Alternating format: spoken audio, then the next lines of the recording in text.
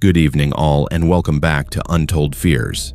Tonight we are venturing into the remote wilderness of British Columbia, where the forests stretch endlessly, the fog swallows entire coastlines, and help is not just miles away, but sometimes unreachable entirely. From abandoned canneries on haunted inlets to mountain resorts buried in snow, from highways where travelers vanish without explanation to urban towers hiding floors that should not exist. These are the stories that remind us why some places in this province carry warnings that locals refuse to ignore. 10 true accounts from people who thought they understood isolation until British Columbia showed them what it really means to be alone with something that does not belong. If you are new here, make sure to subscribe to Untold Fears for daily true horror content that will keep you up at night. Hit that notification bell so you never miss when the darkness calls. Now, let us step into the shadows of British Columbia's vast and unforgiving wilderness, where civilization ends and terror begins. The winter I agreed to watch over the closed mountain lodge, I told everyone it was about rest. Time away from the ward, away from the night shifts and the constant alarms and the faces of patients I could not save. The truth was less noble. I needed the money, and I needed to prove to myself that I was not afraid of silence. After a decade working as a psychiatric nurse in Vancouver, silence felt like a luxury. I thought it would heal something in me. I did not understand yet that there are kinds of silence that do not heal. They hollow. The lodge sat outside Revelstoke, up a narrow switchback road that wound into the trees, and then kept going until the town lights vanished behind the mountain. In summer, it was full of tourists and skiers. In late November, it closed for the season. That was when they brought in caretakers like me, one person, sometimes couple, paid modestly to live on site, keep the pipes from freezing, do daily checks, and report anything serious. You will have a radio with a once-a-day check-in, the manager told me. A generator, a pantry full of food, and more peace than you will know what to do with. I brought my dog, Milo, a golden mix who had slept at the foot of my bed since nursing school. I trusted his instincts more than my own some days. When we pulled into the empty parking lot that first afternoon, snowflakes already drifting down, I saw the entire building stretched out like a sleeping animal. 3 floors of rooms, all dark, a lobby with floor-to-ceiling windows staring over a valley already filling with fog. The only sound was the distant groan of wind in the pines and the clicking tick of the cooling engine. Inside, the lodge smelled of wood polish and old coffee. Someone had left a half roll of mints at the front desk, like they expected to be back any minute. The manager walked me through the basics. Boiler room, emergency shutoffs, generator shed, staff kitchen, tiny apartment built into the back of the ground floor. Phones are all internal only, he said, tapping the switchboard panel. Guests use them to call the front desk or order room service in season. None of them connect to the outside anymore. No cell service up here either. If you need anything, that radio is your lifeline. He left just before sunset, his truck's taillights disappearing around the bend as the snow thickened. I stood in the driveway with Milo and listened as the sound faded, leaving nothing but the steady hush of falling snow. The road, the last link to anyone else, blurred and then vanished. It was just us and the lodge. The first week was peaceful. I fell into a routine. Wake up early, stoke the furnace, walk the halls with a clipboard, checking room temperatures and windows. There was something soothing about moving through spaces that were designed for crowds but held none. The bar with its chairs stacked upside down. The dining room with place settings packed away, tables bare. The long, carpeted hallways with identical doors, each room dark and still behind them.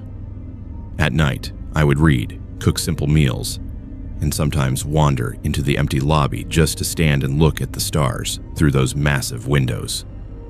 On the 8th night, the phone rang. It was just after 11. I was in the staff kitchen making tea, Milo asleep on the mat by the door. The ring was clear and bright, echoing down the service hall. I froze, mug halfway to the kettle. For a second, I thought I had imagined it. Then it rang again. One of the guest room lines, not the front desk. The tones were different. It sounded wrong in a building that was supposed to be empty. I followed the sound to the front desk, where the old switchboard sat with its little lights and labeled lines. One light was blinking, soft and insistent. Room 312. I picked up the desk phone, more out of habit than anything, and pressed the corresponding button.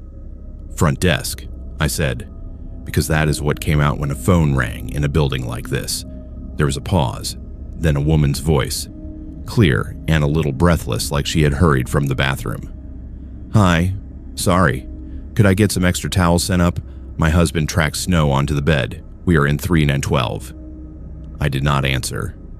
Milo, who had followed me, let out a low whine and sat down hard at my feet, staring at the desk as if someone were standing there. "Hello?" the woman said again. "Is anyone there?" My training kicked in. When someone sounds confused, you ground them. You establish facts. "Ma'am," I said slowly, "the lodge is closed. There are no guests." "Are you sure you are calling from this building?" A laugh, nervous but polite. "Joke's on me, right? Very funny. Look, I just need towels, and if you could check the heat, it is making a rattling noise in the vents. Sounds like someone crawling around in there." Something cold slid under my skin. I shut my eyes and pictured the layout. Room 312 was on the third floor, far end, facing the slope, 2 queen beds and a balcony. I had locked it myself yesterday, like every other room. No suitcase on the luggage stand, no shoes by the door, no wet footprints on the carpet. Empty. "Stay where you are," I heard myself say. "Do not open your door to anyone. I am coming up." The line went dead. Not a click, not a goodbye, just a sudden flat silence. I grabbed the flashlight and took the stairs, Milo close on my heels. The building creaked around us, the way old buildings do at night. Pipes expanded and groaned. The wind pressed against the outer walls, making the windows shudder in their frames. On the third floor, the motion sensors clicked the hall lights on in sections as we walked. Little pools of yellow opening ahead and fading behind. Room 312's door looked like every other one. The keycard lock light glowed steady green, meaning secured. No light showed under the threshold. I stood there, listening. Nothing. No voices, no television, no rattling vents. Just my own breathing and Milo's. I swiped my MasterCard and pushed the door open. The room was as empty as a showroom. Beds made tight. Bathroom door open, lights off. No steam on the mirror. No damp towels. No luggage. No glass on the nightstand with a lipstick rim. I walked through anyway. Checked the closet, the bathroom. Even pulled back the comforter, as if someone could be hiding between layers. Behind me, the phone on the nightstand rang. I turned slowly. It continued to ring, relentless, ordinary. I picked up the receiver. "Front desk," I said. But my voice did not sound like mine. The same woman spoke, but the tone had changed. The breathlessness was gone. The words came slower, as if she were choosing each one with care. "You took your time," she said. "He is already gone." "Who?" I asked. She laughed softly. "You will remember. You always do. It takes longer up here." The line went dead again. This time I kept the receiver pressed to my ear, listening. No dial tone, no static. Just a faint, distant sound like water running through old pipes, or hushed conversation in another room. I unplugged the phone from the wall. On the way back down, I told myself it was a cross line. Old wiring, maybe a prank, maybe some leftover test circuit. It did not explain how the phone worked disconnected, but rational thought is a stubborn habit. I logged the incident as phone anomaly, room 312, and went to bed with the radio on low, just for company. The calls did not stop. Over the next week, they came at odd hours, sometimes one a night, sometimes 3. Always from rooms I had checked and rechecked. 215 asking what time the restaurant closed. 408 wanting to know why the pool lights were off. A child in Hun 27 saying there was a man standing at the end of his bed. Each voice sounded normal, anchored in mundane complaints and little details. The way guests sound, that was what unsettled me most. These were not wails from the void. They were people who believed they were where they said they were. I started keeping a notebook by the front desk. Time, room number, what they asked for. After each call, I would physically walk to the room, unlock it, and write down what I found. It became a routine. Humans cling to routine when things do not make sense. Some patterns emerged. The callers never said their full names. They referred to events that did not match the current date. One woman complained that the roads were closed because of an avalanche that, according to old framed newspaper clippings in the lobby, had happened 12 years ago. A man in 305 insisted that the front desk had checked him in only 20 minutes earlier, but the last entry in the guest ledger under that room was from 3 winters back. He spelled his surname, and I found it written in the old ink, the same looping hand, the same initials on a yellowed registration card in a filing cabinet. Milo grew restless. He refused to go above the second floor. When the phone rang late now, he would stand in the doorway of the office, hackles raised, staring down the dark hall toward the empty lobby. Once, when I answered a call from 222, he backed into the corner and whined until I hung up. The call that broke me came on a night when the snow had piled waist deep against the first floor windows. The radio check with the manager had cut short in a burst of static, and the generator had hiccuped twice before settling. I was sitting in the office, wrapped in a blanket, reading the same page of a book over and over without taking in a word, when the internal phone on the wall beside my head rang. No light on the switchboard, no room number blinking, just the harsh mechanical ring of a line that should not be active. I picked it up. "Front desk," I said out of habit. There was no immediate voice, just breathing. Slow, measured, like someone pacing while holding the phone. Then, finally, a woman's voice. My own. "Evelyn," it said, "you need to listen this time." I sat very still. The room felt too small. "Who is this?" I asked, though I already knew. "You know," the voice replied. It was my cadence, my inflection, the way I clipped certain consonants. "You have been here before. You keep choosing this place, and you keep forgetting. That is how it works." I thought of my patients who heard their own voices echo back at them, layered over sounds the rest of us could not hear. I thought of the techniques I'd learned, the calm grounding, the firm reminders of reality. I tried to apply them to myself. "This is my first season here," I said. "I signed the contract in September. I drove up last week. I can show you the paperwork." A soft chuckle. "Paperwork resets. Listen to me. When the snow seals the road and the phones start ringing, you will think you are alone. You are not. You are the one answering this call every time. You are the one walking those halls, and you always go to the same room in the end." "What room?" I asked, even as dread curled in my stomach. Silence, then the faint, unmistakable click of a button being pressed on another handset. Somewhere in the building, a single phone began to ring. The sound came through the receiver in my hand and through the walls at the same time. Far away, 3rd floor. I did not want to go.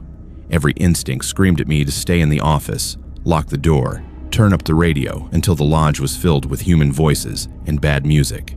But years of training, of being the person who goes toward trouble, not away from it, pulled me to my feet.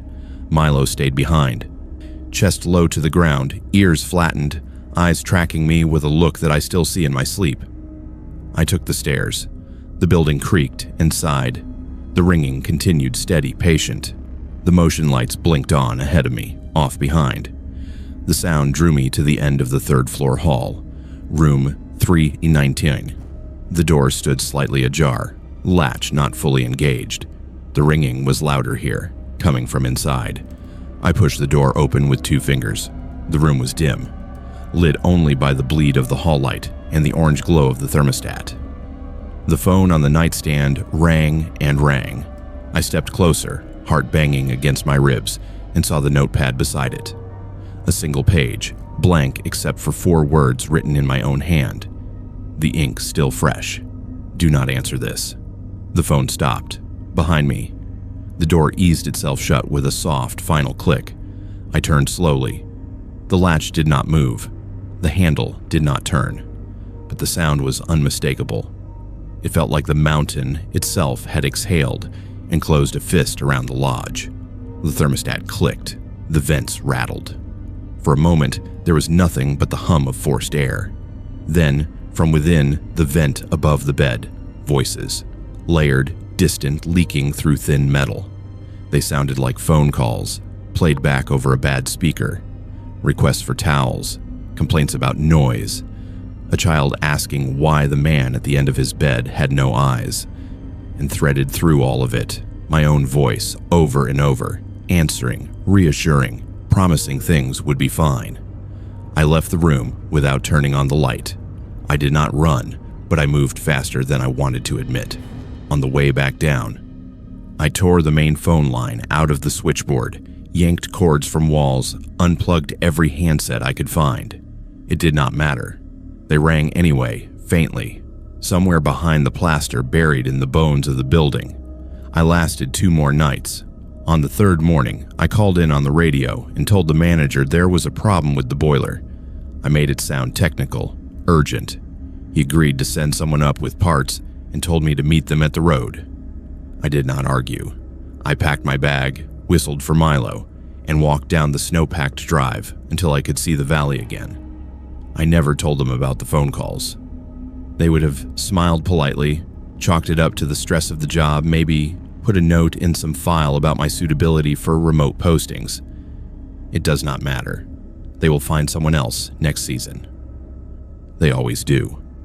Back in the city, surrounded by traffic and sirens and the constant buzz of urban life, I sometimes wake in the middle of the night to the sound of a phone ringing in another room. Not my cell, not the landline.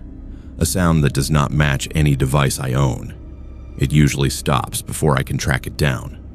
Once, half asleep, I picked up the cordless on my nightstand anyway. "Front desk," I said. My own voice answered, thin and far away, as if carried over a mountain of snow. "You took your time," it said. "He is already gone." I hung up. I removed the batteries. It did not matter. There are places where time folds, where roles repeat, and where you can be both the one calling and the one answering, trapped in the same conversation forever. That lodge in the mountains is one of them. I tell myself I will never go back. But some nights, when the city is unusually quiet and the air feels thin, I hear a faint ringing in the walls and wonder if I ever truly left, or if part of me is still there, sitting at an empty front desk, waiting for a phone that will not stop calling from rooms that should not have voices at all. The night I left Prince George for Terrace, the sky looked like it had been scraped raw. Low clouds brushed the tops of the pines, heavy with the kind of snow that waits until you are far from help before it lets go. I told myself I was not worried. I had driven northern highways in worse weather, in worse trucks, with less at stake. This run was supposed to be my turning point. New shop, better pay. A real shot at leaving my teenage record and my reputation as that kid who always finds trouble behind. My mother hugged me twice before I left, the second time tighter than the first. "Text when you get in," she said. "No speeding, no picking up strangers." I promised her all of that. I meant it. I also knew that if I wanted to make it to Terrace before the shop closed the next day, I had to chew through as many miles as possible before the storm hit. The mechanic I had apprenticed under used to say the same thing about engines and people. Once they seize up, you do not always get a second chance. The highway west out of Prince George at night feels like a tunnel through a sleeping world. Headlights carve 2 pale tunnels in the dark, reflecting off the eyes of deer and the occasional stray dog. The rest is trees and more trees, black and endless, crowding against the shoulder. Gas stations thin out fast once you pass the last proper town. Cell service clings to the edges of the road for a while, then drops off without warning. It is beautiful in a way that only people used to that kind of isolation can understand. It is also the kind of place where bad things can happen and no one will know until it is too late.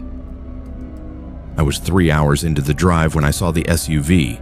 Its hazard lights strobed red in the distance, a sick heartbeat in the dark. As I got closer, I could see it was pulled halfway onto the shoulder, nose pointed toward the tree line. One door open. Steam puffed from under the hood in weak bursts, catching the light. A woman stood near the front bumper, waving both arms, her silhouette jerky and frantic. Every cautionary tale my mother had ever told me sat up in the back of my mind. Do not stop at night. Do not trust what you cannot see past your headlights. But I also remembered the time I watched a car spin out on black ice when I was 17 and did nothing because I was scared and stupid. I still see the look the driver gave me when I finally drove past. It was not anger. It was disbelief. I slowed, eased my pickup onto the shoulder a safe distance behind the SUV, and left the engine running. The air that hit me when I opened the door cut straight through my jacket. The woman jogged toward me, boots crunching on the icy gravel. "Thank God," she said, breath clouding. She looked around 30, maybe a little older, bundled in a parka with the hood down, hair pulled back in a messy knot. "I have been out here for 20 minutes. Nothing. I thought I was going to freeze." "What happened?" I asked, keeping my hands visible and my tone neutral. You learn to read people working in shops. Panic usually looks the same. Hers was too clean. No trembling hands. No unfocused eyes. Just a little too much urgency in the way she leaned toward me. "Engine just died," she said. "All the lights on the dash went crazy. It will not turn over." "My husband is in the truck. He tried to call a tow, but there is no signal. Please, can you have a look? I saw your toolbox in the back." I glanced past her. The driver's side door of the SUV was open, interior lights on. I could not see anyone sitting inside from this angle. That alone was not unheard of. People move around, but something about the way the door was propped wide, not just cracked, bothered me. It made the whole scene feel staged, like a picture from a safety manual. "Mind if I grab a light?" I said. She nodded quickly. "Of course. Please hurry. He's not feeling well." That was when she overplayed it. She reached out and touched my arm, squeezing just a fraction too hard. Most people hesitate before touching a stranger on a dark highway. Their bodies know what their mouths do not say. Hers did not. I walked back to my truck, opened the rear door, and leaned in as if rummaging. In reality, I was checking the mirror. A second vehicle sat dark on the opposite side of the road, maybe 50 yards back, barely visible without my brights on. No hazard lights, no interior glow, just the faint gleam of metal where the tailgate reflected my headlights. My mouth went dry. It could have been coincidence. A car pulled off for a different reason. Someone who stopped before I did and stayed in their seat. But the longer I stared, the less sense that made. No movement, no open doors, just a shape, parked perfectly to watch. In the reflection, I saw the woman glance over her shoulder, not at my truck, at the dark vehicle, like she was checking if someone had seen me notice. I grabbed my flashlight and my heavy wrench. Old habits again. If you cannot avoid trouble, you might as well meet it with something solid in your hand. "All right," I said, walking toward the SUV. "Pop the hood. I will see what I can do." She jogged ahead and did as I asked, fumbling with the latch in a way that seemed exaggerated. The hood came up, blocking my direct view of the road for a moment. Steam curled out, smelling faintly of coolant. The engine bay looked intact. No obvious leaks, no oil sprayed where it should not be. I leaned in, more for show than anything, and clicked the flashlight on. "Key in the ignition?" I asked. "Yes," she said. "He is in there. He is not feeling well." There it was again. That slight stutter when she talked about her so-called husband, like she was trying to remember a script. Ask him to try and start it, I said. She did not move. He is asleep, she said. He would not wake up. That is why I was so scared. I straightened, keeping the truck between us, the wrench hanging loose at my side. You went from thinking it was an engine problem to leaving an unconscious man alone in a dead car on the side of the highway to flag down strangers, I asked. That is not how this works. For the first time, her smile slipped. It was quick, a flicker, but I saw the calculation behind her eyes. The act was tiring her. She glanced at the dark vehicle again, just once, but long enough. Look, she said, her tone sharpening. I do not have time to explain everything. Can you just help or not? I can call it in at the next station, I replied. There is no reason for me to stick around if he is not responsive. You need an ambulance, not a wrench. I started to step back. That was when I saw movement behind the SUV in the rear window, a shadow shifting where no one had been before, the faint outline of a head ducking out of sight. Something clenched in my chest. All the warnings, all the stories about staged breakdowns and ambushes along isolated routes clicked into place. I did not know exactly how they planned to do it, force me into their vehicle, take mine, worse. But I knew one thing. I was done being part of their scene. Get away from my truck, I said quietly. She blinked. What? You heard me. I raised my voice without shouting. I can see him back there. Tell him to stay put. I am leaving. For a heartbeat, the only sound was the ticking of cooling metal and the distant rush of wind in the trees. Then, from behind the SUV, a man's voice called out, Hey buddy, come take a look at the back tire. It looks weird. Might be why it stopped. I did not turn toward him. I backed up step by slow step until I could feel my own truck's grill against my spine. The woman took one step forward as if to follow, then froze when she saw the wrench in my hand shift into a ready grip. I have a dash cam, I said. GPS tracker too. Both upload when they get signal. If anything happens to me or this truck, there's footage and a timestamp. Think about that. Her eyes went flat. The panic vanished completely, leaving something cold and bored in its place. You should not be out here alone, she said. There was no pretense of concern now, just annoyance. Not very smart. Funny, I replied. I was about to say the same. I climbed into the cab without taking my eyes off them, locked the doors, and threw the truck into gear. As I pulled out, the dark vehicle's headlights flared to life up the road. It rolled forward a few feet, blocking my lane. Adrenaline hit then, hot and electric. I flicked on my high beams. Two silhouettes sat in the front seats of the other car. They did not get out. They just watched me, engines idling, hazards still off. This was the moment. Either I let them dictate what happened next, or I made my own choice. I steered onto the shoulder, crunching over ice and gravel, giving the dark car a wide berth. It edged forward, like it might swing out, but something made them hesitate. Maybe it was the wrench on the dash in plain view. Maybe it was the realization that I was not going to step into the space they had prepared. Whatever it was, they let me pass. In the mirror, I saw the woman standing by the SUV, arms folded, no longer waving. The dark car's headlights winked out again. Within half a minute, both vehicles were swallowed by the black. I drove until my hands stopped shaking.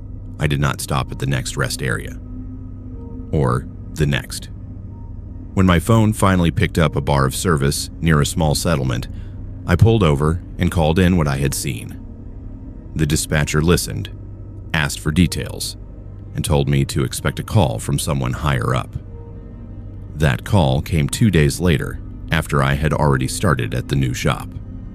We appreciate the report, the officer said. His voice had the tired edge of someone who had had this conversation before. We have had a few similar complaints along that corridor. Lights, staged breakdowns, that sort of thing. Nothing solid enough to pin charges on anyone yet. Has anyone gone missing? I asked. A pause. We have open files, he said finally. If you remember anything else, let us know. We ended the call there. I stared at my truck parked outside the bay, at the faint rectangle on the windshield where my dash cam sat. The footage from that night was grainy, the faces blurred by snow and distance, but the shape of the setup was clear. SUV angled toward the ditch, woman waving, dark vehicle waiting just out of sight. A pattern, a method. Sometimes, late in a shift, when the snow starts again and customers talk about long drives ahead, I want to warn them. Tell them to keep going when they see hazards flashing in the middle of nowhere. Tell them not to mistake a performance for an emergency.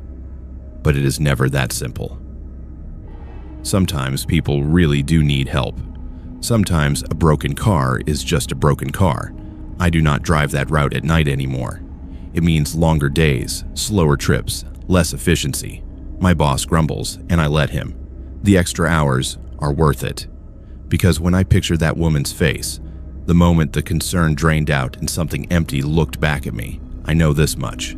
The next person who stops might not ask as many questions. And out there, where the highway narrows and the trees lean in close, the distance between a lucky escape and a cold case file is just one choice made in the span of a few heartbeats, under the flicker of hazard lights that were never meant to warn you away. The island did not have a name on most maps. On the charts the university gave us, it was a number and a set of coordinates in the Gulf Islands, a sliver of rock and forest wedged between better-known places that tourists actually visited. For our purposes, that anonymity was perfect. We were there to study eelgrass beds and shoreline erosion, not nightlife. We wanted a coastline that did not change much from one year to the next unless wind and tide made it so. There were 3 of us on the project that season. I was 29, a grad student who had already sunk 2 years into a thesis on intertidal ecosystems. My research partner, Matt, was a data nerd who loved nothing more than calibrating equipment. And then there was our supervisor, a quiet postdoc named Chen, who had done this run twice before and assured us the island was boringly stable. We would be camped for 3 weeks, alone except for the occasional passing fishing boat. We arrived by small research vessel on a calm morning, unloaded our gear onto the stony beach, and watched the boat pull away, a white wake foaming behind it. When the engine noise faded, the silence hit. Not total silence.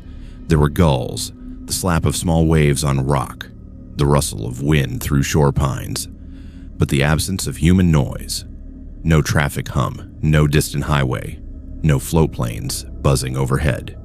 Just raw landscape and us.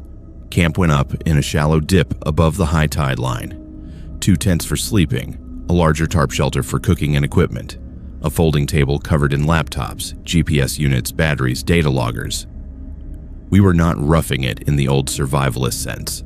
Our entire world revolved around electronics. Every tide cycle, every transect we walked, every water sample we logged with obsessive care. The days settled into a pattern. Up before dawn, coffee on the camp stove, then out along the shore with headlamps, marking our transects with flagged rebar rods. The island's perimeter was only a couple of kilometers, but its indented coves and outcroppings made it feel larger. Some stretches were bare rock, others soft sand, others dense with eelgrass that swayed like dark hair in the shallows. We moved in slow, deliberate lines, recording quadrat after quadrat, watching the sun climb and fall. It was on the 4th night that the data stopped matching our memories. I was sitting at the table, downloading GPS tracks from the handheld units while Matt sorted photos. Chen had gone to his tent early with a headache. Our headlamps cast bright cones of light on the equipment, everything outside that glow falling into a deep, formless blue. The laptop screen filled with a map of the day's work. Looping paths along the southern shoreline, waypoints at sampling sites. Satisfied, I queued the export and moved on to the next unit. The second GPS file opened to a different picture. Instead of neat lines following the tide's edge between 8 in the morning and 2 in the afternoon, there was another track, time-stamped at 3:12 a.m. It traced a slow walk around almost the entire island, hugging the waterline, pausing for several minutes in at least 3 spots. The file listed 2 devices connected during that window, our units. Mine and Matt's. Very funny, I said without looking up. Did you leave a logger running just to mess with me? He frowned. What are you talking about? I turned the screen so he could see. The track glowed in red against the dark background, a perfect loop, tagged with our initials at the start and end point, right at our camp. We were asleep at 3, he said. You snore. Believe me, I would know if we had gone for a walk. I wanted to laugh it off, call it a glitch, some setting neither of us had noticed, but the timestamps were precise. The elevation changes matched the subtle slopes we dealt with each day. It was not random noise. It was our exact route from earlier, only at a time when we had been zipped into sleeping bags. Maybe the time is wrong, I said. Maybe it reset to some default. Matt checked his watch. Then, the unit's internal clock. Both matched local time. No offset. No daylight savings issue. No obvious bug. Maybe we mixed files. I tried again, but doubt was already chewing at the words. I knew our procedure. We downloaded and cleared after each session. There was no earlier data left to confuse with. Chen shrugged it off the next morning when we showed him. Corrupted file, he said. Interference, satellites glitch. That is why we log manually too. His practical dismissal should have comforted me. Instead, it made me feel more alone with the unease. When something does not make sense in a controlled system, you can either dig or look away. Chen chose to look away. I started to dig. Over the next few days, more small wrongnesses surfaced. A series of photos on one of the cameras that neither of us remembered taking. Shoreline shots from low angles, as if the photographer had been crouching at the exact water's edge in the dark. A sample bottle labeled with my handwriting and a date 2 days ahead, tucked neatly into the cooler. Data entry times that did not line up with when we had been at the laptop.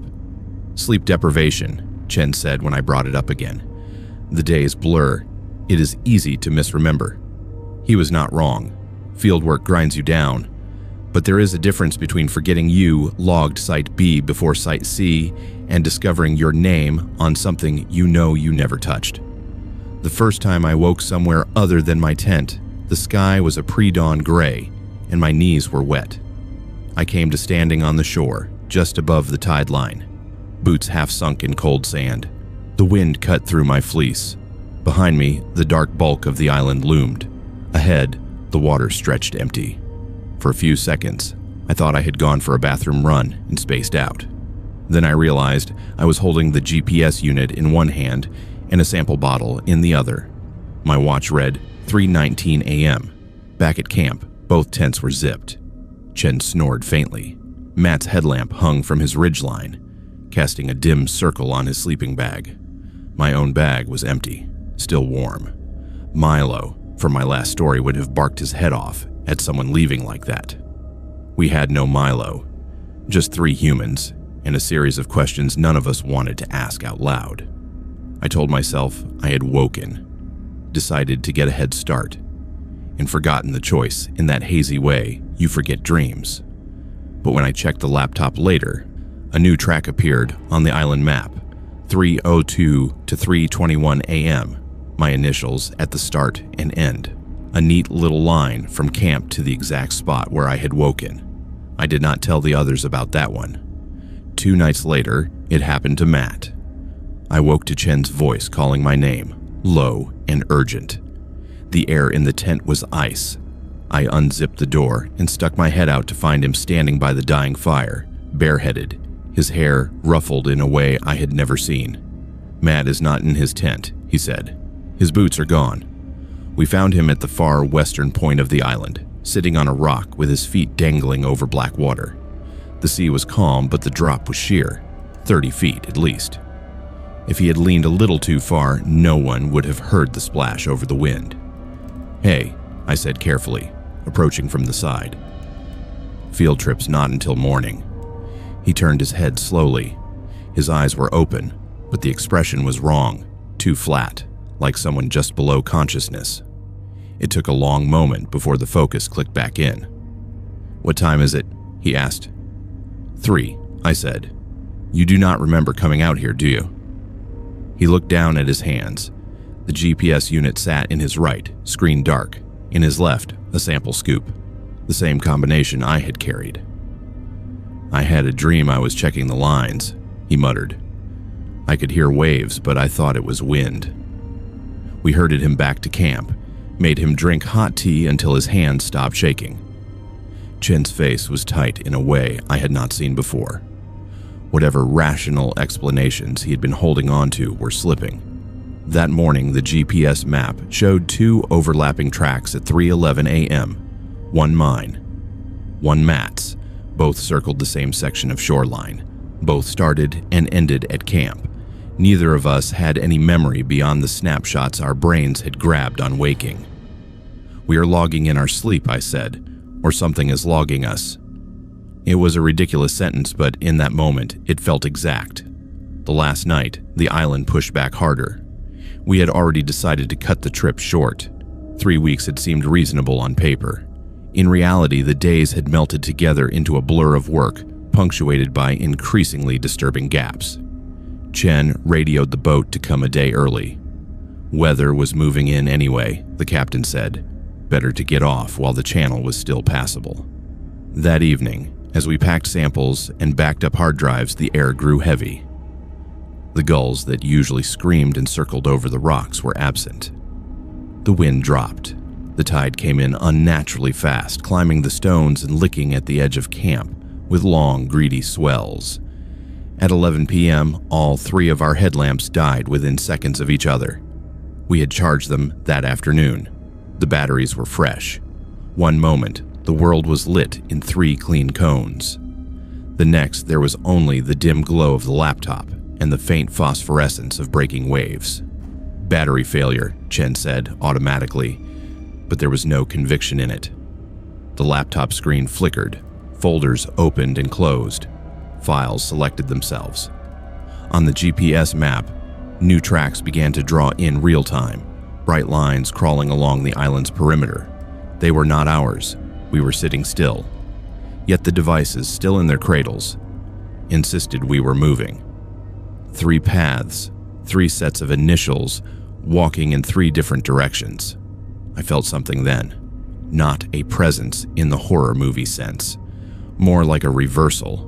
For days we had been recording the island, its shapes, its rhythms, its invisible boundaries. Now, something felt like it was recording us back, tracing our movements, inscribing them into some pattern we could not read. "Shut it down," I said. All of it. We powered off what we could, pulled batteries, yanked cords. The laptop died mid-process, screen going black in a way that felt final. The air inside the tarp shelter thickened, hard to breathe. We did not sleep that night. We sat by the cold fire pit, wrapped in every layer we had, watching the dark line where water met stone. Every so often, I would swear I saw figures moving along the shore, just at the edge of vision, small and distant, like people with headlamps walking our transects. When I blinked, they were gone. Morning came pale and weak. The boat's engine was the best sound I have ever heard. We loaded our gear in tense silence, none of us wanting to be the one to say we were glad to leave. Back at the lab, the files were waiting.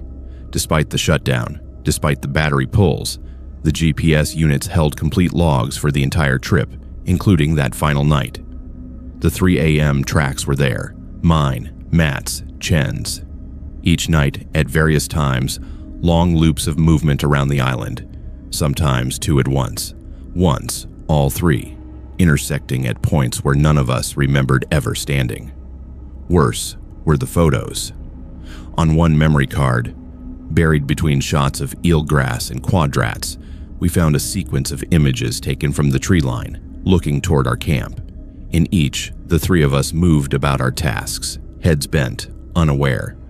The timestamps matched times when, according to our schedule and notes, we had been out on the shore, far from camp. Trail cameras, the department head suggested when we showed him. Maybe leftovers from another study.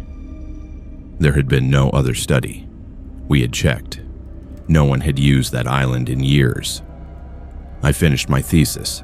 I defended it, got my degree. On paper, the data looked solid. We left out anything that did not fit the expected models.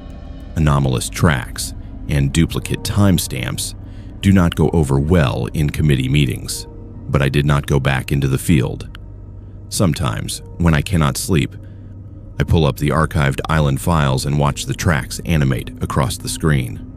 Little colored lines tracing the same narrow band of shoreline, night after night, long after we should have been unconscious. If I let it loop long enough, the paths start to look less like random walks and more like writing, a script in a language made of tides and footsteps. Maybe we were never as alone there as we thought. Maybe some places do not like being measured, and their resistance shows up in the only language they can touch, our instruments, our time, our own hands, moving in the dark without our consent. I do not know what we really recorded on that island. I just know that sometimes, in a quiet room miles from any coast, my phone buzzes with a GPS alert at 3:12 a.m., flagging movement on an app I forgot to uninstall. When I check the map, there is a single red dot moving slowly along a familiar nameless shoreline, drawing a line that always leads back to the same small camp that should have packed up and left years ago. The first time I took that Forest Service road at night, the older drivers called it a shortcut. Later, some of them admitted they only said that to see if I would be dumb enough to try it more than once. It is a narrow cut through central British Columbia timberland, a line of gravel and mud pressed between walls of trees that lean in close enough to scrape your mirrors if you are not careful. In daylight, it is rough but manageable. In the dark, with fog rolling between the trunks, it feels like a tunnel someone carved into the side of a bad dream. I was hauling a lowboy loaded with equipment for a remote logging site, late season, ground already half frozen. The dispatcher had been blunt. Take the long, paved route and lose half a day, or take the FSR and have the gear on site before morning. I had bills and a repair loan on my rig riding my back. I chose the FSR. The turnoff was easy to miss. One faded sign, half buried in snow, leaned at a tired angle. The pavement ended in a hard edge, dropping onto packed dirt scarred with old tire ruts. My headlights swept forward, revealing a tight corridor of spruce and fir, branches heavy with wet snow. The sky vanished. The world shrank to 2 ribbons of light and the ragged breath of my engine. For the first 20 kilometers, it was just tedious. I kept it slow, mindful of black ice and deep potholes that could snap a suspension if I was careless. The trailer creaked and complained behind me as it rolled over washboard sections. The radio was mostly dead, just static broken by the odd crackle of distant chatter that cut in and out so fast I could not catch words. Fog came down in layers as I climbed. It did not drift in like a cloud bank. It grew out of the darkness, thickening with every curve, turning the beam of my headlights into 2 solid white walls that ended 3 truck lengths ahead. I dropped my speed again, hands tight on the wheel, eyes flicking between the faint line of the ditch and the vague suggestion of trees. I almost hit it before I saw it. At first, it registered as a shadow moving against the fog, a darker shape in an already dark world. Then it stepped into the edge of my high beams, and my brain stopped trying to make it into something familiar. It was tall. That was the first thing. Taller than any man, taller than any bear I have seen, its shoulders level with the top of my cab. Its body was too long in the limbs, arms dangling well past where knees should have been. The legs were jointed wrong, bent slightly backward, like a deer's, but heavier. It moved with a gliding stride that ate up ground without seeming to hurry. I slammed my foot on the brake, tires biting into slush and gravel. The trailer pushed for a second, threatening to jackknife, then straightened. As the rig shuddered to a stop, the thing paused in the middle of the road, not 10 meters ahead, facing away from me. Its outline wavered in the fog as if I were looking at it through heat shimmer. I told myself it was a moose on bad ground, a moose caught at a weird angle, anything but what my gut screamed it was. But no moose has a torso that narrow with shoulders that broad, or a head that sits too low and too forward, without antlers, without profile, just a slope of shadow that should have been a face. My hand went for the air horn without thinking. The blast cut through the fog, shattering the night for a moment. Sound bounced off the trees, came back in warped echoes. The shape did not startle. It did not flinch. Slowly, with the same unhurried motion, it turned toward me. I cannot describe its face because I never saw details, not really. What I saw was absence.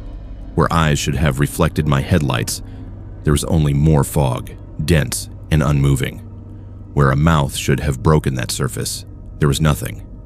It was like staring at a cutout in the shape of a head, filled with night.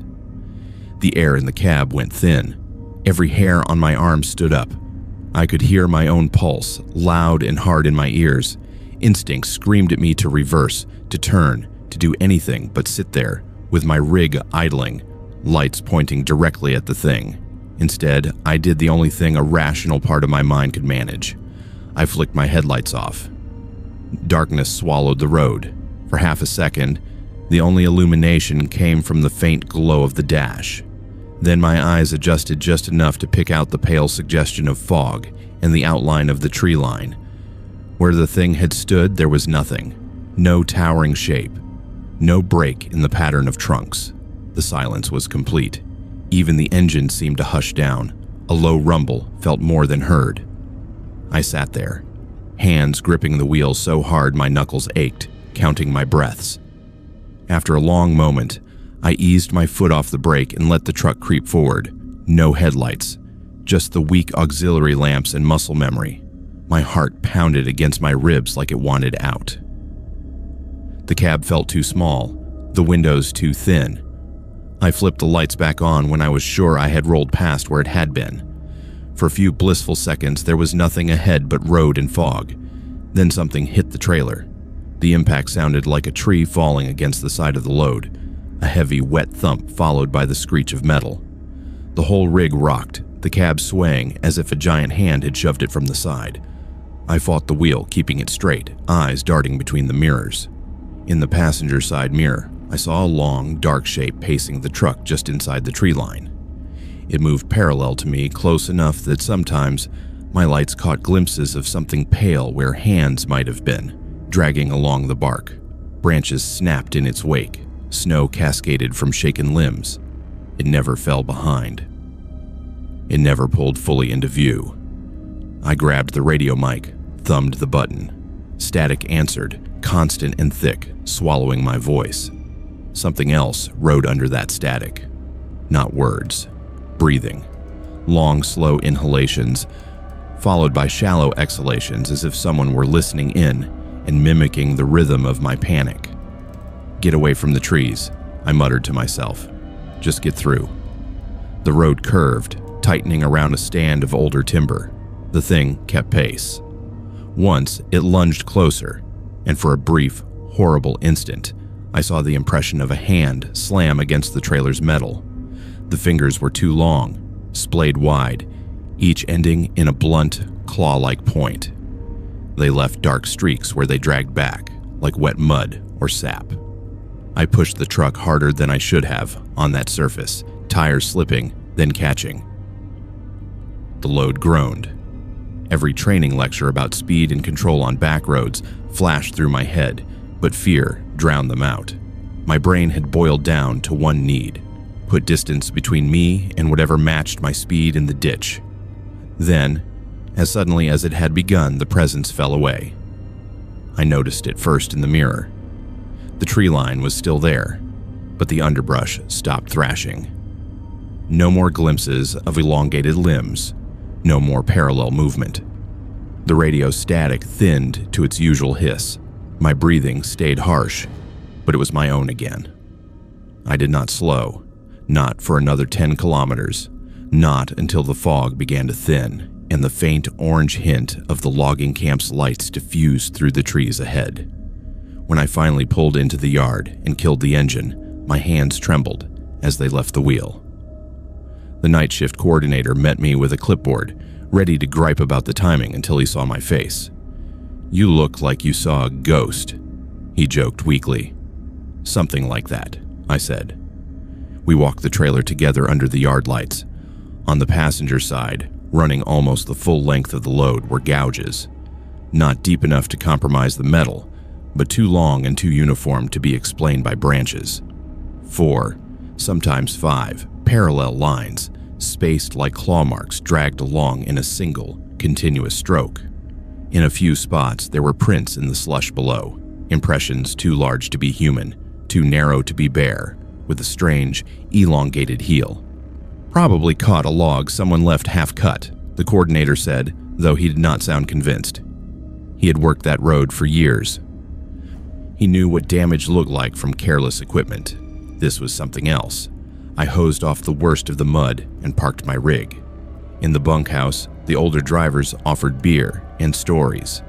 One of them, a First Nations guy named Ray, watched me quietly until the others drifted off. "You took the FSR in the fog," he said. It was not a question. I nodded. "There are things that walk beside that road when the weather comes down," he went on. "Old stories. My grandfather said they are not meant for us to see. You do not look at them. You do not talk to them. You do not chase them, and you do not run. You pretend you did not notice, and most of the time they let you pass." "What happens the times they do not?" I asked. He shrugged. "Sometimes a truck goes missing in a slide. Sometimes they find it empty. Engine still warm. Door open. Up here, no one needs much excuse to blame the weather. I still take remote hauls. The money is too good, and the work too steady to give up. But I will not drive that particular Forest Service road after dark anymore. It means turning down some loads. It means listening to dispatch groan. I can live with that. What I cannot live with is the memory of that shape stepping onto the road like it had every right to be there, indifferent to my 24 tons of steel and diesel.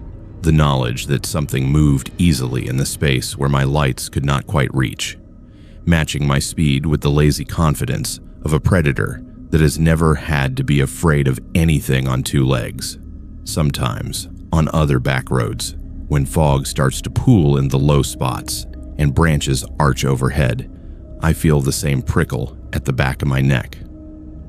I catch myself glancing at the tree line, looking for a shadow that is taller than it should be, with arms that hang a little too low. When that happens, I turn the radio off and keep my eyes on the center of my lane, hand steady, speed reasonable. I do not honk. I do not slow to look. Because if there is one thing that night taught me, it is this. There are places in the northern woods where you are not the biggest thing on the road no matter how big your truck is. And some of the things out there have learned exactly how close they can come without being believed. When I first moved into the condo tower overlooking False Creek, I told myself I was finally a real Vancouverite.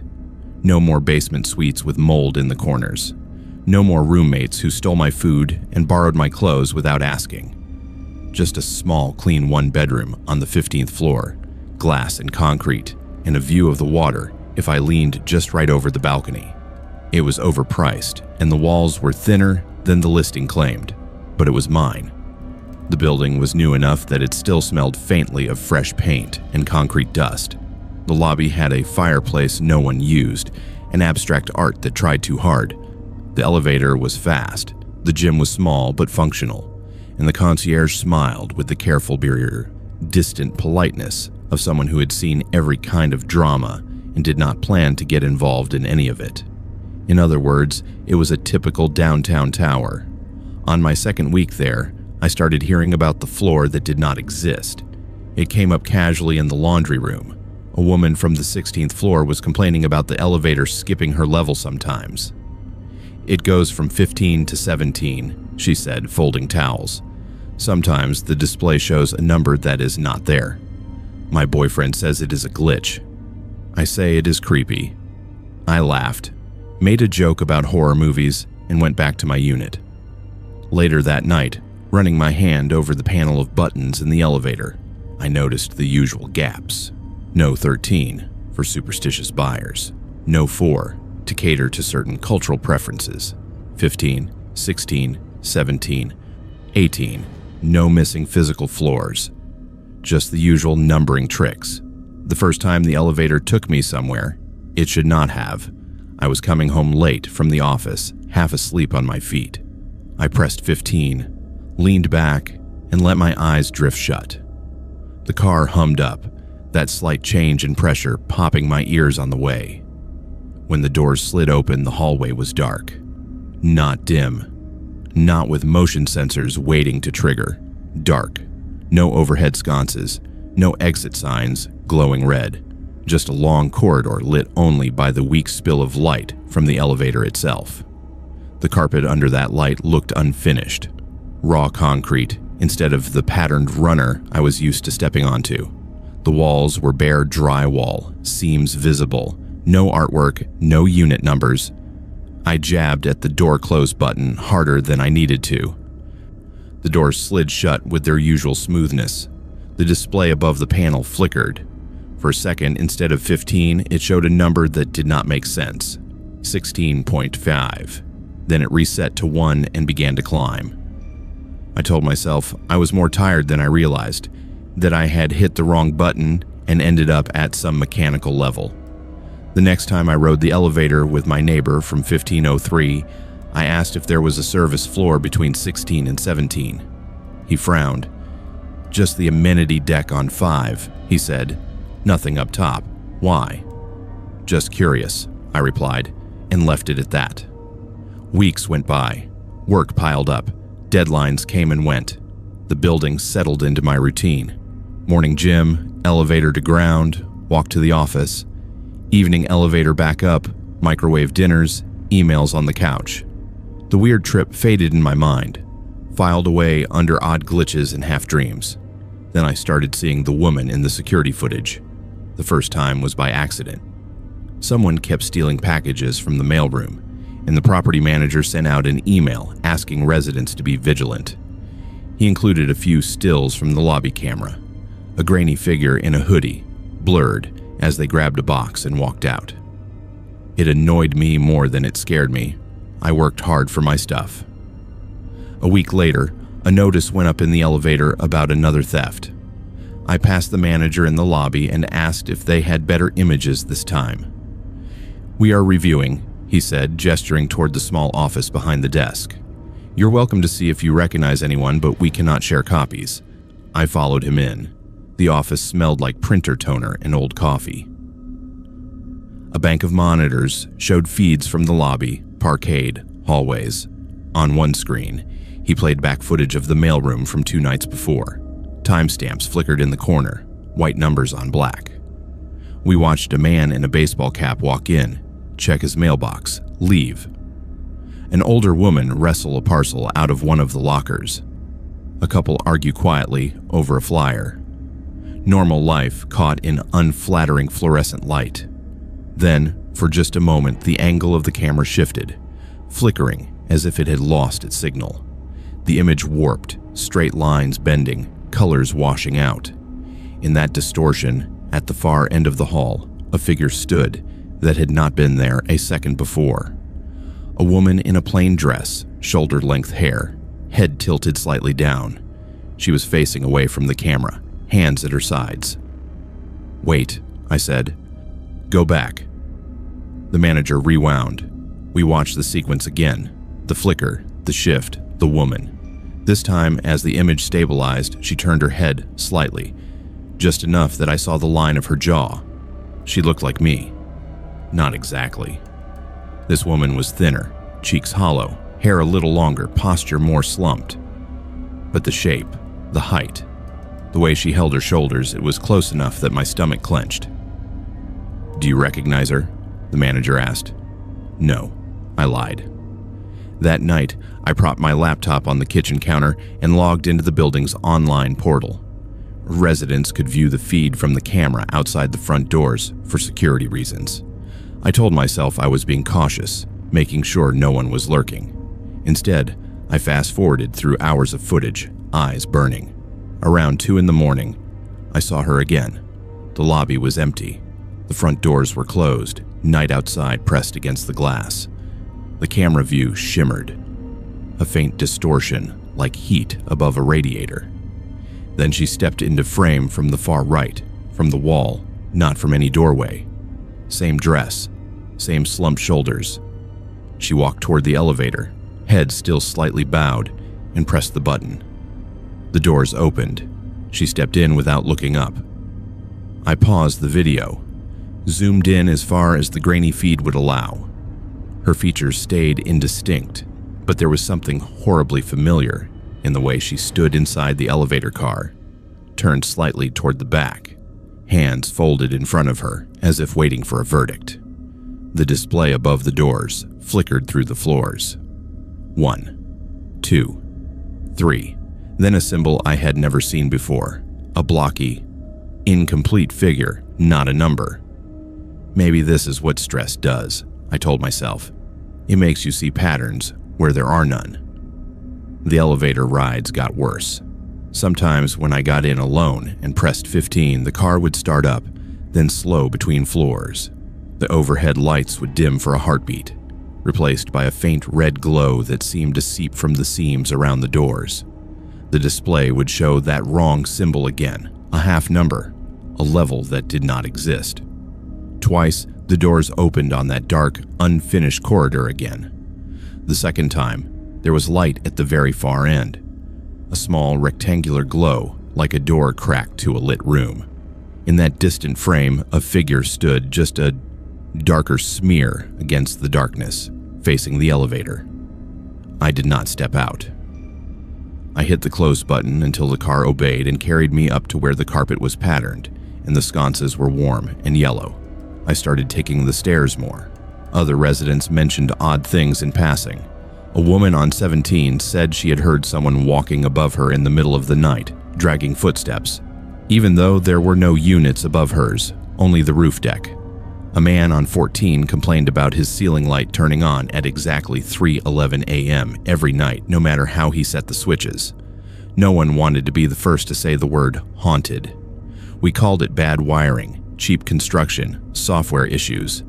One evening, coming home later than usual, I stepped into the elevator and found the woman already there. She stood in the back corner, facing the doors, hands folded. Her dress was colorless in the dim light, something between gray and beige. Her hair hung in limp strands. Her skin had the washed-out tone of someone who had not seen sun in a very long time. For a second, I thought she was a neighbor I had not met yet. Then I saw her reflection in the polished metal panel beside us.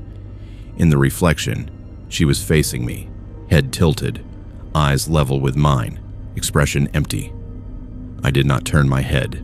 I watched her only in the metal. The car door slid shut. No one had pressed a button, but the elevator began to move. The floor display showed no numbers now, just that broken symbol, cycling. My throat went dry. 15, please, I said. My voice sounded thin and small. She did not move. The car kept climbing. The air grew colder, my breath ghosting white. Somewhere above us, the cable sang a note that hummed in my teeth. The elevator shuddered to a stop. The doors opened onto total darkness. No half-finished hall, no exit signs, nothing, just black. The cold that rolled in felt like opening a freezer that had been sealed for years. In the reflection, she smiled. A small, brittle thing that did not reach her eyes. "Do not get off here," she said. Her voice was mine, but with all the warmth scraped out. I slammed the door close button with my palm. The doors hesitated, half a second too slow, then began to move. As they slid shut, something pressed against them from the other side, an indistinct shape that left a smear of frost on the metal. The elevator descended this time, dropping fast enough that my stomach lifted. When the doors opened again, the lobby greeted me with its familiar bland lighting. A couple waited to get on, holding grocery bags, I stepped out, heart hammering, and walked straight past them into the cold night air. I would like to say I moved out the next day, that I listed the condo, took the loss, and found a walk-up somewhere with stairs and no mechanized vertical shafts. Instead, I told myself it had been a waking nightmare, an episode brought on by work stress and too much horror content. I renewed my lease. Now, I pay attention to the elevator's moods, when the lights flicker a certain way, when the floor display lags, when the doors feel like they are opening into somewhere that is listening. I step back and wait for the next car. If I have to ride alone late at night, I avoid staring at the panels. I keep my breathing steady. I do not speak unless spoken to. Every once in a while. In the corner of the mirror, I see her, standing where I stand, moving as I move, just half a second out of sync, like a reflection from a slightly different time. I do not ask who she is anymore. There are stories in this city about buildings that were something else before they became condos, about fires and collapses, and people who never left the structures they died in. Maybe she is one of them. Maybe she is something the building made out of all the fear and loneliness that accumulates in towers like this. Maybe she is me, a few years down a hallway that does not exist yet. Whatever she is, I have learned one rule. There is at least one floor in my building that you do not get off on, even if the doors open and the elevator thinks you belong there.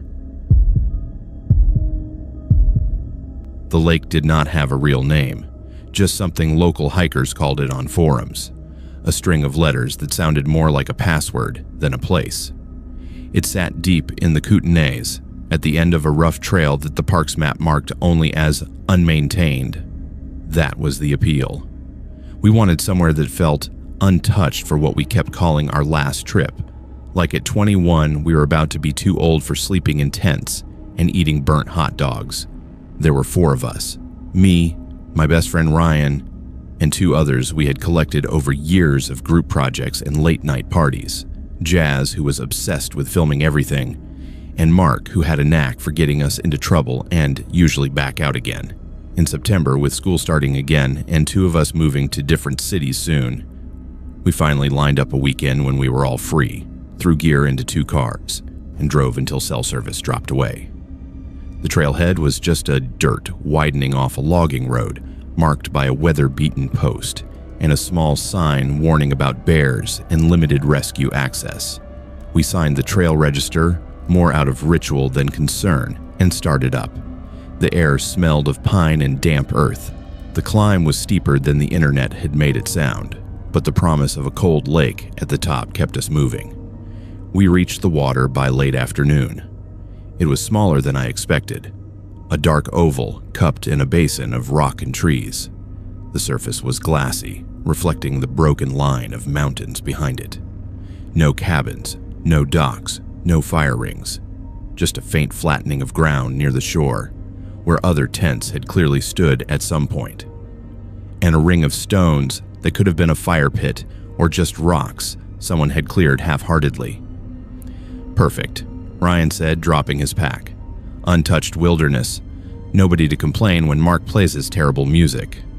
We set up camp close enough to hear the gentle slap of water at the shore, but far enough back that any surprise rise in level overnight would not soak us. Tents went up, firewood was gathered, food hung in a bag from a tree in a way that would have made a real backcountry ranger sigh. Jazz filmed everything, narrating into his camera about the last stand of the idiots of Kootenai College. By the time the fire burned steady and the sky deepened from blue to purple, the lake had gone from postcard pretty to something else. The trees across the water turned into a single dark wall. The far shore was just shadow. No light pollution, no glow on the horizon. When we killed our headlamps to stare at the stars, the water became an absence. Black, flat, absorbing. Feels like a plug, Mark said, tossing another stick on the fire. Like if you pulled it, the whole mountain would drain. Stop trying to creep me out, Jazz muttered. I want the footage to look fun, not like a found footage movie. We stayed up too late, telling stories that were more embarrassing than scary. When the fire burned down to coals, one by one we crawled into our tents. Ryan and I shared one, the other two next to us, zippers rasping in near unison. The night sounds were soft. A loon called once, somewhere distant. The treetops whispered. I woke to silence that was wrong. At first I thought it was just the sudden awareness of being out of a dream. Then I realized what was missing. Ryan snoring. For someone so wiry he could rattle nylon like a chainsaw. Now, his sleeping bag beside mine was empty, half unzipped, cold to the touch. I checked my watch. 2:17 a.m. Ryan, I whispered. No answer. I listened. From the other tent came the soft, steady breaths of deep sleep. No footsteps, no zipper noise, no splash. The air inside our tent was stale. Outside, the world held its breath. I pulled on my jacket and crawled out, the chill hitting my face like a slap. The fire was a faint orange glow, more ash than flame. Our food bag swung lazily from its branch in a breeze I could not feel. Ryan's boots were gone. His headlamp, too. Guys, I said softly, unzipping the other tent. Wake up. Ryan is not here. Groans, curses, the shuffling of limbs. Mark stuck his head out, hair flattened on one side. Bathroom break, he muttered. He will be back. His stuff is gone, I said. Both boots, headlamp. That woke them up properly. Within a minute, 3 of us stood at the edge of camp, peering toward the tree line and the faint strip of lighter darkness that marked the shore. Ryan, Jazz called, voice pitching higher than usual. This is not funny. There was no answer. Then, from across the lake, a sound cut through the stillness. A voice, distant but clear. Over here.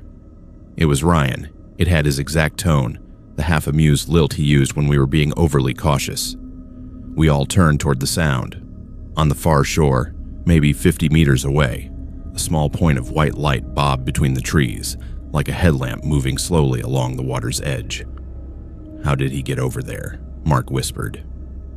There is no trail around, not that fast. Maybe he walked, Jazz said, but he did not sound convinced. The shoreline is not that bad, is it? Another call drifted across. Guys, come check this out. It was wrong now, only slightly. A half beat off. If I had not known Ryan for 10 years, I might not have noticed, but I did. It was like someone reading his lines from memory. Wait, I said.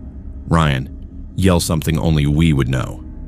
No immediate reply, then, Dylan still owes me $50 from poker. Mark snorted. He has got you there. He could have heard that any time, I said. My skin felt too tight. The hairs on my arms prickled. We talk about it every game night. Come on, the voice called again. Seriously, you have to see this. The light on the far shore moved in a straight line now, skimming just above the water, too smooth for someone picking their way over roots and rocks. It reached a point directly opposite our camp and stopped. I'm not going over there in the dark, Jazz said. We should wait until morning. Or we could yell at him to stop being an idiot and come back, Mark added. Ryan, man, get your ass over here. Fire's dying. Silence. The light did not move. The little circle of brightness seemed to hover, not quite touching the ground or the water. It swung once, slowly, as if someone were looking left and right. Then the voice came again, closer this time, without the stretch of distance. Why are you still on this side? It sounded like Ryan speaking right behind me. I spun, no one there, just Jazz and Mark, both staring at me with the same wide-eyed look I probably had. You heard that, right? I asked. Jazz swallowed. He is messing with us. Has to be. Maybe there is a log across or something. The sensible thing would have been to stay put, to wait until dawn and follow tracks, to trust that our friend, if he had truly gone around the lake in the middle of the night, could find his way back, or at least keep himself alive for a few hours. Instead, we argued in low, urgent whispers at the edge of the firelight, while the light across the water burned steadily, like a single unblinking eye. Every few minutes the voice called again. Sometimes it sounded far. Sometimes it brushed the back of my neck. In the end, we compromised in the worst possible way. We would not go around the lake. We would follow the shoreline on our side, calling and shining our lights just far enough to feel like we were doing something. We walked maybe 20 meters from camp when Jazz stopped dead. "Guys," he said, "look." In the beam of his flashlight, the damp ground showed a mess of footprints. Our own from earlier, a chaos of boot tread around the fire pit and tents. Then, leading away along the shoreline, a clear set of prints. Ryan's boots. We recognized the pattern from a season of hikes.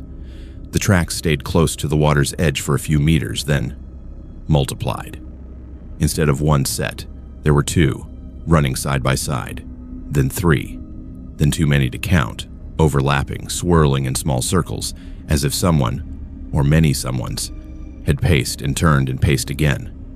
After a few meters of that churned patch, the tracks simply stopped. No fading, no turning back, just an abrupt end on bare, damp rock, as if whoever had made them had stepped into the air. The light across the lake winked out. The silence that followed was total. Even the usual nighttime sounds had retreated. No insects, no rustle in the underbrush. The darkness pressed in close, heavy, listening. "We go back to camp," I said. "Now." No one argued. We spent the rest of the night sitting up by the rekindled fire, backs to the tents, eyes on the black mirror of the lake. At some point, exhaustion dragged us into uneasy dozes. Dawn seeped in gray and cold. We searched when the light was fully up, shouted until our voices went hoarse, followed the entire shoreline in both directions, scanning for any sign of a slip, a fall, a desperate scramble up the slope. The churned area of tracks we had seen in the night looked the same, only muddier, as if more feet had pressed down before the surface froze slightly.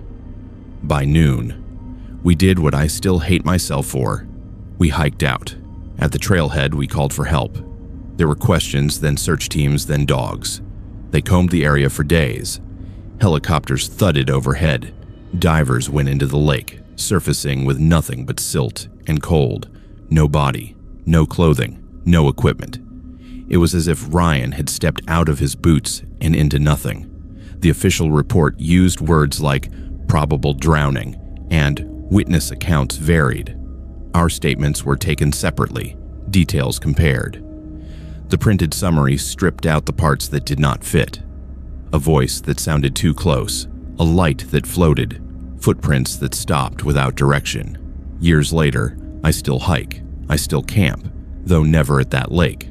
Sometimes I catch myself about to tell someone the story and stop, because saying it out loud feels like inviting that voice back into the room. Once, long after we accepted that the case was cold, I received a small unmarked package at my apartment. No return address. Inside was a cheap disposable camera, the kind you barely see anymore. It rattled when I shook it, half full of its own ghosts. I took it to one of the few places that still developed film. The clerk handed me an envelope days later, expression unreadable. The photos were grainy, washed with that particular cheap film texture. All of them were of the same lake, our lake. The shoreline was instantly recognizable. The angle of the mountains, the pattern of trees. Most shots were from the tree line, looking down at the water. A few were closer to the shore, as if taken while standing exactly in the spot where Ryan's footprints had multiplied and stopped. In none of them was there a person. No hand, no stray arm, no reflection I could blame on a trick of light. Just the lake under different skies, in different seasons. One frame caught the water under an overcast sky, surface dull and flat. At the very edge of the image, a faint pale circle hovered just above the opposite shore. Light, or something pretending to be. The last photo was of a campsite, our old setup. Same arrangement of tents, same fire pit. Only this time, there were 3 camp chairs instead of 4. The run was supposed to be easy money. Just one more trip before the real storms rolled in and the fleet tied up for winter.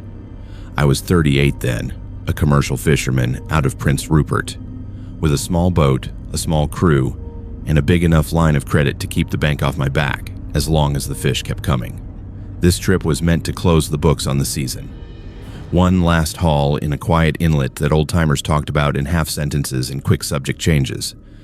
I told myself that was just superstition. Out here, every stretch of water has a story. There were 4 of us on board. Me, my deckhand Luca, who was only 21 but worked like someone twice his age, a cousin named Mark, who handled the gear, and an older guy everyone called Red because of his beard.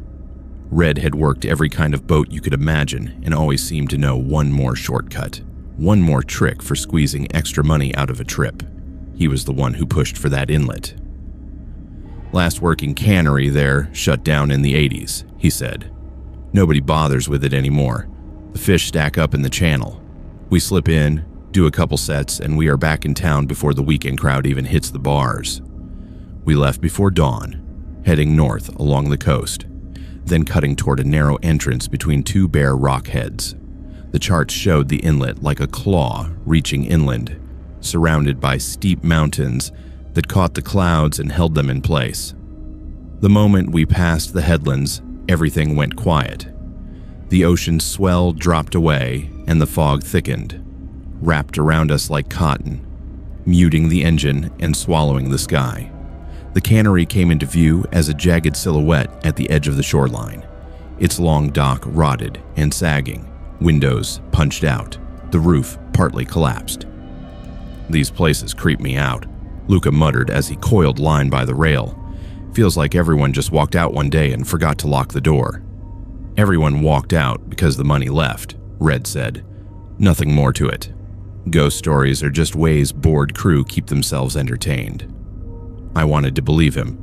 I really did.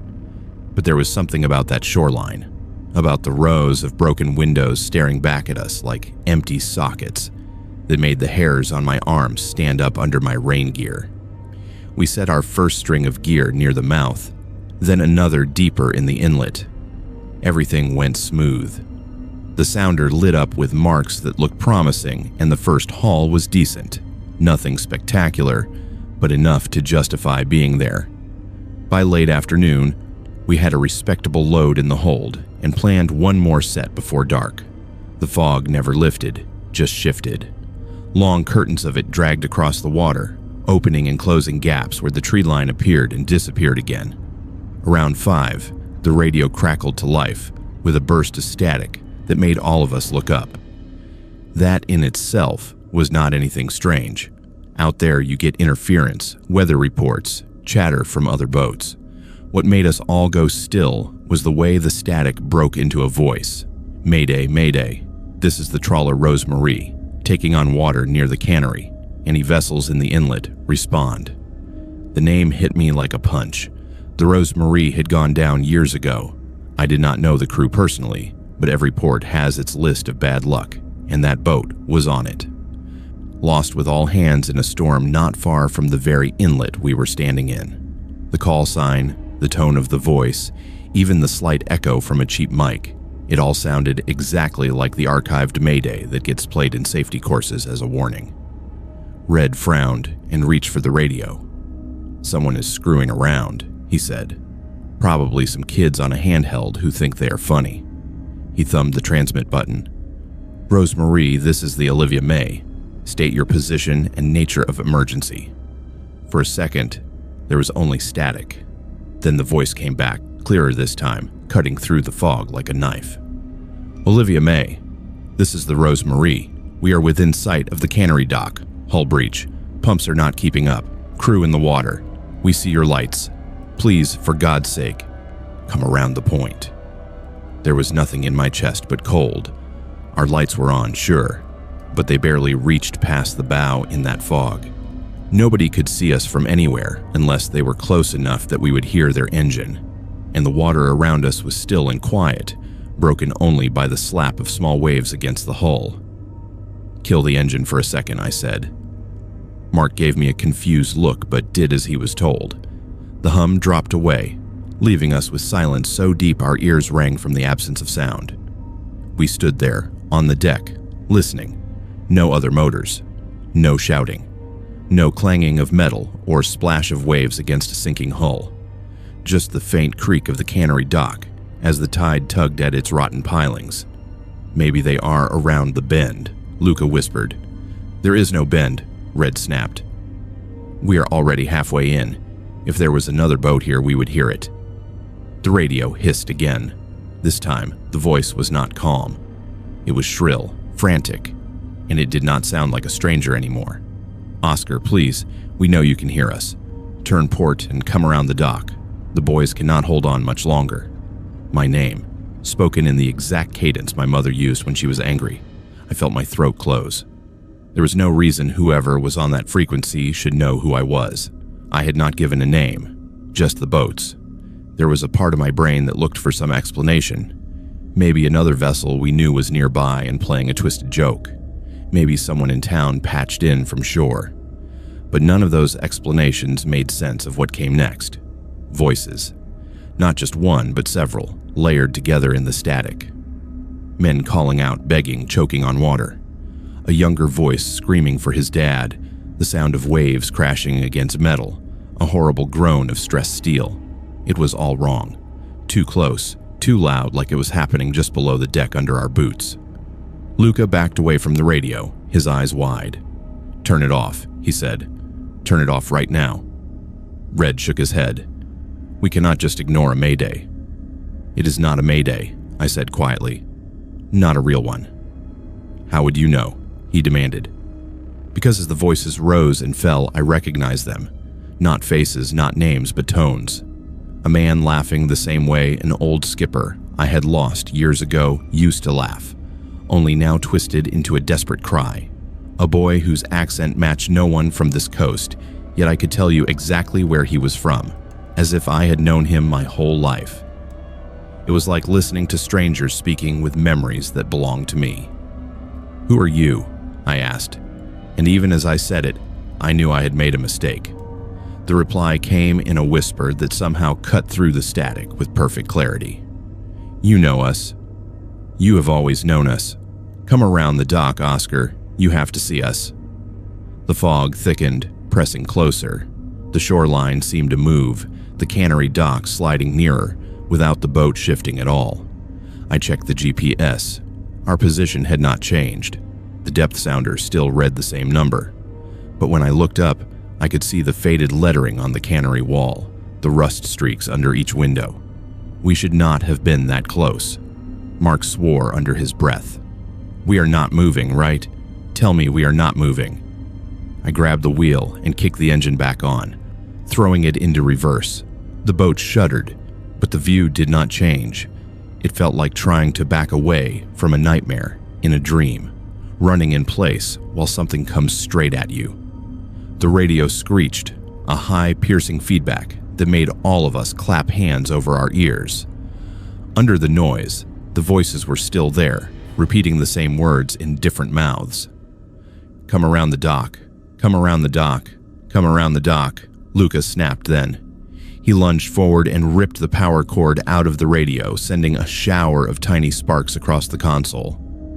The sound cut off mid-syllable, leaving us in stunned silence. For a moment, nothing happened. Then the boat lurched, a sudden sickening roll to port, as if something massive had shoved us from underneath. "Lines!" I shouted.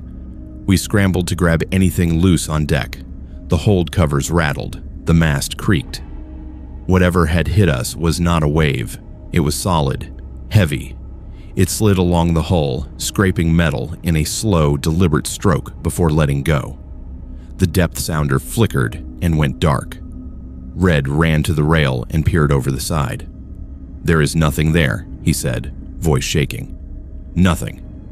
Flat calm, and something just pushed us like a toy. We argued then. Red wanted to reset the radio and answer any call we could pick up. Luca wanted to haul gear and get out, even if it meant leaving the last string of nets. Mark kept staring at the cannery, muttering that the windows were not broken, not really, that if you looked just right you could see people standing behind them. I made the call. "We are done," I said. "We haul what we can without getting closer, and then we're gone. No more radio, no more waiting." Nobody argued after that. Fear has a way of sorting priorities. We pulled the nearest string, hands working fast, eyes flicking to the shoreline every few seconds. The fish that came up in the net did not look right. Their eyes were cloudy, skin marked with long, pale streaks, like they had been pressed against something for too long. Some came up dead, stiff in ways fresh catch never is. Luca cut several loose without even bothering to toss them in the hold. "It feels like grave robbing," he said quietly. The last buoy bobbed near the midline of the inlet, closer to the cannery than any of us wanted to be. The fog had shifted again, coiling tight around the old dock. I considered cutting the line, leaving the gear behind. But gear is money, and money is what keeps you from losing your boat. I eased the throttle and nudged us toward the float. That was when the voices came back. No radio needed this time. At first, it sounded like wind rushing through broken glass. Then the noise sharpened into words, rising from the water itself, not above it, not carried on the surface. From below, thousands of tiny echoes of the same plea. "Help us." I froze. The others did too. We stood there on the deck, staring at the dark water, and the water stared back. That is the only way I can describe it. The surface did not move, but there was a sense of something aware beneath it, a presence pressing upward. I inched us closer to the buoy, hand shaking on the throttle. The voices grew louder, layered, overlapping, speaking names. Some I knew, some I did not. Name after name, a roll call of the missing and the dead, each one spoken with a kind of flat desperation that was worse than any screaming. Red grabbed my arm. "Leave it," he said. "Leave the damn net." Before I could answer, the buoy jerked sideways hard, as if something had grabbed the line from below and yanked. The float danced, then submerged entirely, dragged under in a smooth, terrifying motion. The rope snapped taut, then went slack. When it resurfaced, the buoy was gone. Only a frayed end of line bobbed where it had been. That broke whatever grip the inlet had on us. I pushed the throttles forward and aimed straight for the mouth, watching the GPS to make sure the boat was actually moving this time, slowly. Agonizingly, the cannery receded into the fog. The voices followed us partway, growing fainter, then disappearing altogether as we crossed some invisible boundary. The depth sounder flickered back on. The engine hum returned to its normal pitch. The world felt real again. We did not talk much on the run back to Prince Rupert. Each of us was locked in our own thoughts, replaying what had happened, trying to shove it into some category that made sense. Interference, a trick of acoustics, stress, and fatigue. But none of those explanations accounted for the names. When I pulled the log later that night, every boat name I remembered hearing matched a vessel that had gone down somewhere along that stretch of coast in the last 40 years. I never went back to that inlet. When other skippers brought it up in the bar, talking about the way fish still stack in there, untouched, I kept my mouth shut. There is always someone who thinks a story is just a story until they try to prove it wrong. Sometimes when the weather is bad and I am out near that part of the coast, curiosity gets the better of me. I will twist the dial on the radio, slowly scanning through the frequencies. Most nights, there is nothing but static and the usual chatter. But every once in a while, just for a second, I will hear it. A voice cutting through the noise, calling out the name of a boat that will never answer again, asking for help that never came. I turn the volume down then, not off, never off, just low enough that I can pretend I did not hear it. Out here, the sea keeps its own records. The dead do not always stay quiet. And some inlets are not just bad luck. They are mouths, still hungry, still calling, waiting for someone foolish enough to come around the dock when the fog closes in. The first time I saw the houseboat, I thought it was abandoned. It sat low in the water on a slow bend of the Fraser near Chilliwack, Boards gray with age, windows on the riverside boarded up from the inside. Someone had slapped a fresh coat of white paint on the door, but it already peeled in strips. If not for the generator chugging on the back deck, it could have been a relic from another decade, left to sag into the river. I was 33 and exhausted, a social worker with too many files and not enough hours. The weekend on the river was supposed to be a reset. A friend of a friend had a line on a cheap rental houseboat, perfectly safe, just rustic, for people who wanted quiet without driving all the way to the interior. 2 nights of reading, sleeping, pretending the world did not exist. That was the plan. My boat was moored a few spots down from the old one, closer to a small marina, where families launched speedboats and kids fed ducks off the dock. Mine was newer, with clean solar panels on the roof and curtains that actually closed. When the owner handed me the keys, he nodded toward the sagging structure upstream. "Do not go over there," he said. "Place is a mess. Ownership is complicated. Just keep to your deck. Enjoy the view." "Complicated how?" I asked. He shrugged. "Old title, new companies, some council issue, not your problem. Enjoy your weekend." I told myself I would do exactly that. I made tea, sat on the deck chair, and watched the river slide past. The water there is not the clear blue you see in postcards. It is brown and heavy, carrying silt and broken branches, looking slow on the surface while hiding a strong pull underneath. Bald eagles wheeled overhead. Somewhere upriver, someone's music drifted faintly on the wind. As the afternoon eased into evening, the marina quieted. Dayboats came back in, trailers clanked, voices faded. Lights winked up in houses along the far bank. My houseboat rocked gently, anchored in its slip. The old one upstream stayed dark. Around 9, its generator started. The sound was different from the small, neat purr of my unit. This was a rough, coughing rhythm, like an old smoker trying to clear his lungs. It filled the bend, a background growl under the river's murmur. In the glow from my deck light, I watched a thin plume of exhaust drift from a pipe on the roof. A rectangle of yellow appeared briefly at the back, someone opening a door and stepping out onto the tiny rear platform. A man, broad-shouldered, wearing a hoodie and a ball cap pulled low. He stood there for a moment, looking down the river, then back toward the bank where a narrow, overgrown path led up to the road. He flicked a cigarette into the water and went back inside. The light snapped off. For a complicated ownership situation, it seemed pretty straightforward. Someone lived there. I told myself it was none of my business. People have a right to privacy, even if their home looks like it should not float. I went inside, read a few chapters of a book, and fell asleep to the steady thrum of 2 generators. Sometime in the night, I woke to shouting. At first, I thought it was from the road above the river.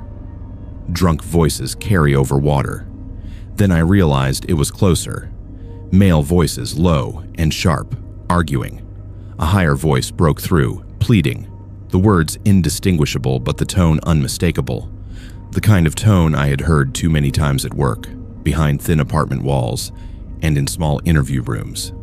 I lay there for a moment, heart thumping, telling myself I was imagining it, that my brain was layering old sounds over new surroundings. Then something heavy slammed against a wall, hard enough that I felt a faint vibration through the water. I got up, pulled on a jacket, and stepped onto my deck. The river glowed in strips under scattered lights from the bank. The marina was mostly dark, boats rocking in their slips. Upstream, the old houseboat was still a black shape, its windows boarded, no lights visible. But the noise was coming from there. A muffled crash, a burst of swearing, the higher voice crying out again, cut short. "Hey," I called before I could think better of it. "Everything okay over there?" The sound stopped. The generator kept grinding. The river kept moving. But the voices cut off mid-syllable. I stood there, breath clouding, jacket thin against the damp, staring at the dark silhouette. A few seconds later, A light flared on the riverside of the old boat, squeezing out around the edges of one boarded window. Someone had turned something on inside, something bright enough to leak through the cracks. It moved as they moved, shadows cutting across it. "Mind your own business," a man's voice called from inside, not loud but clear enough to carry. No accent I could place, flat, tired, irritated more than angry. I swallowed. "If someone needs help, I can call—" Silence again. The light behind the boards dimmed, then flickered out. The generator dropped to a lower idle, like someone had turned off a load. I stood there longer than I should have, listening for any more cries. None came. Eventually, I went back inside, locked the door I had been told did not really need locking, and lay down with my clothes on, every creak of the hull sounding like a footstep. By morning, the old boat looked even more harmless in full daylight. A riverside eyesore. A cautionary tale about deferred maintenance. A couple of fishermen in a small aluminum skiff drifted past it, lines in the water, chatting casually, paying it no mind. If they did not see anything wrong, maybe I'd overreacted. I tried to let it go. I made coffee, walked up to the marina store, bought a newspaper and some snacks.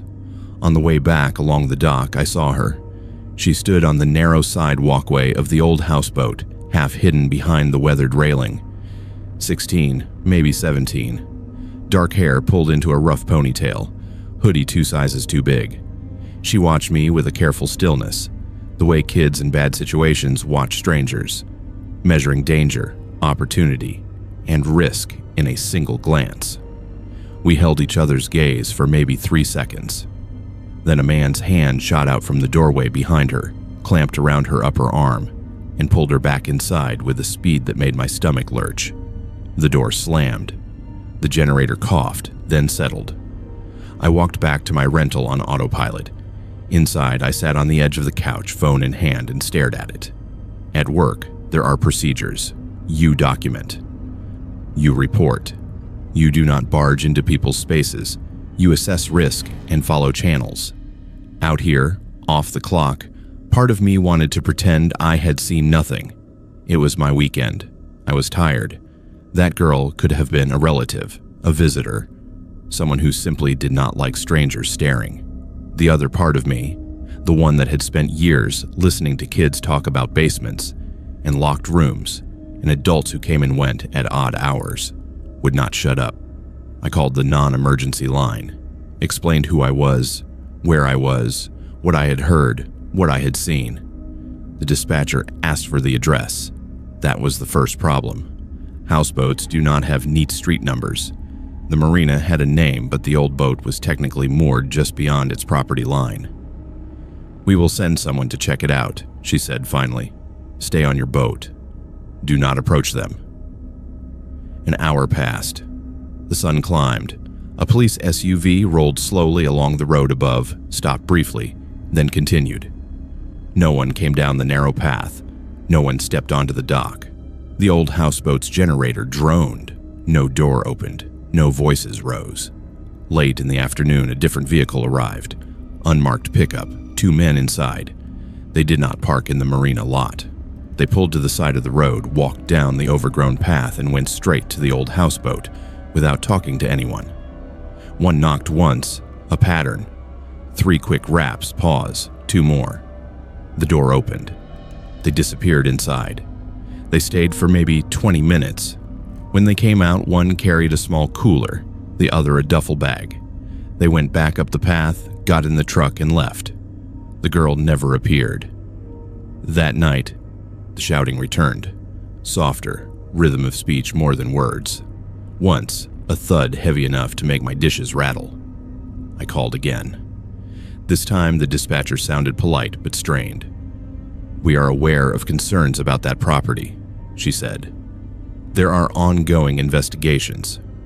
Your best course of action is to document what you observe, and for your safety, avoid direct contact." "Is someone going there tonight?" I asked. "I cannot discuss that," she replied. "Thank you for your call." I hung up, stared across the dark water, and felt something I do not like admitting. Fear, Not just for whoever was inside that houseboat, but for myself. There was a casualness to those men walking in and out, to the way official response skimmed the surface and moved on that hinted at layers beyond the usual dysfunction. On my last morning, as I packed, the old boat was quiet. Generator off.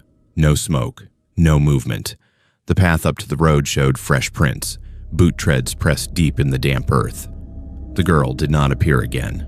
Before I left, I took a few photos.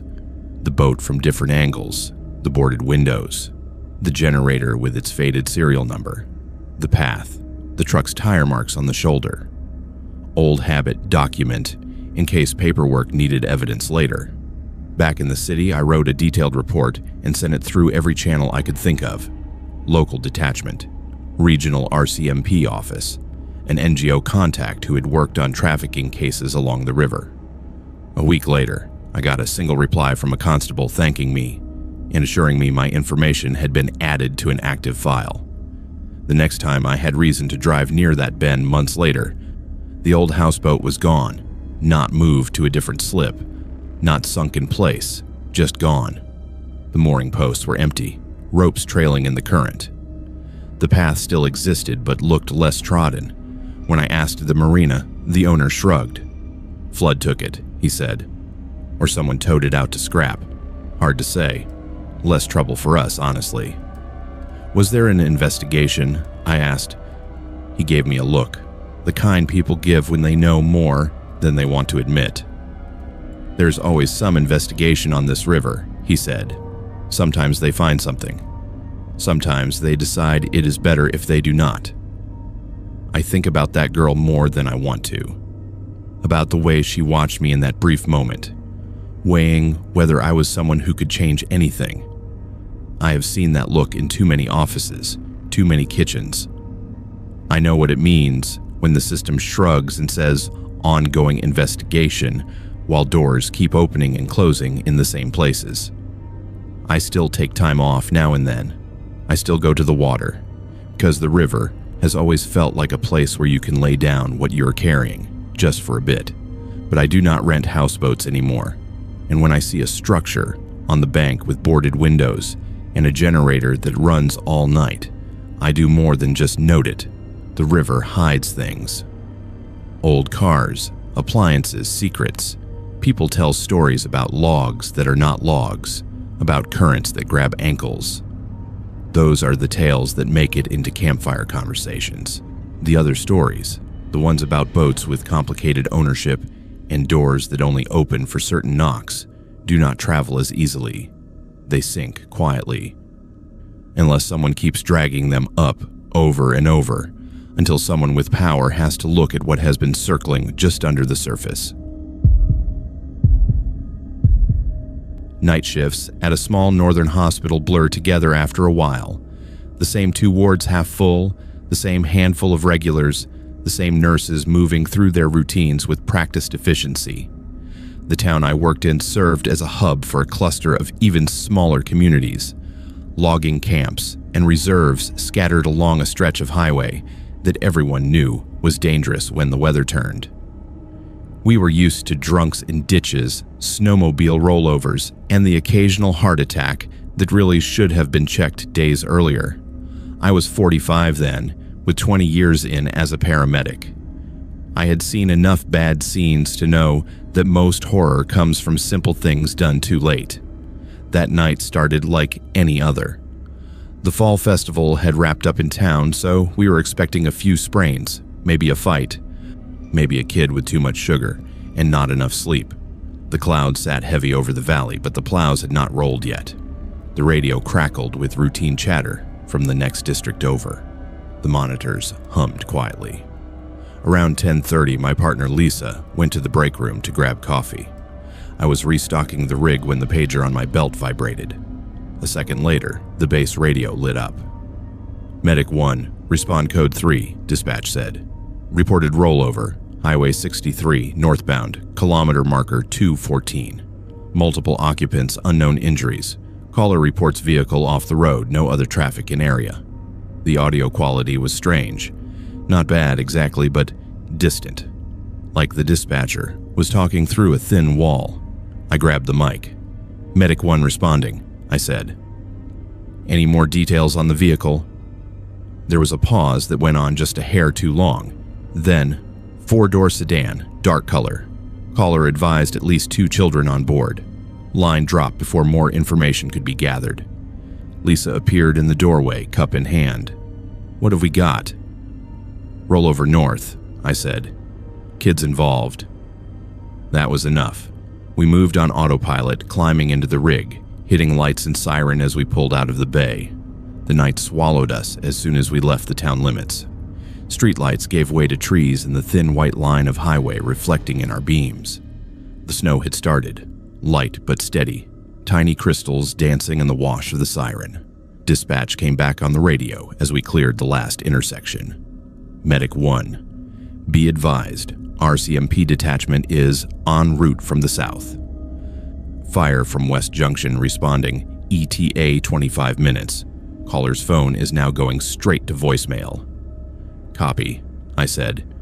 "We are about 18 minutes out if the road holds." The further north we went, the quieter the radio got.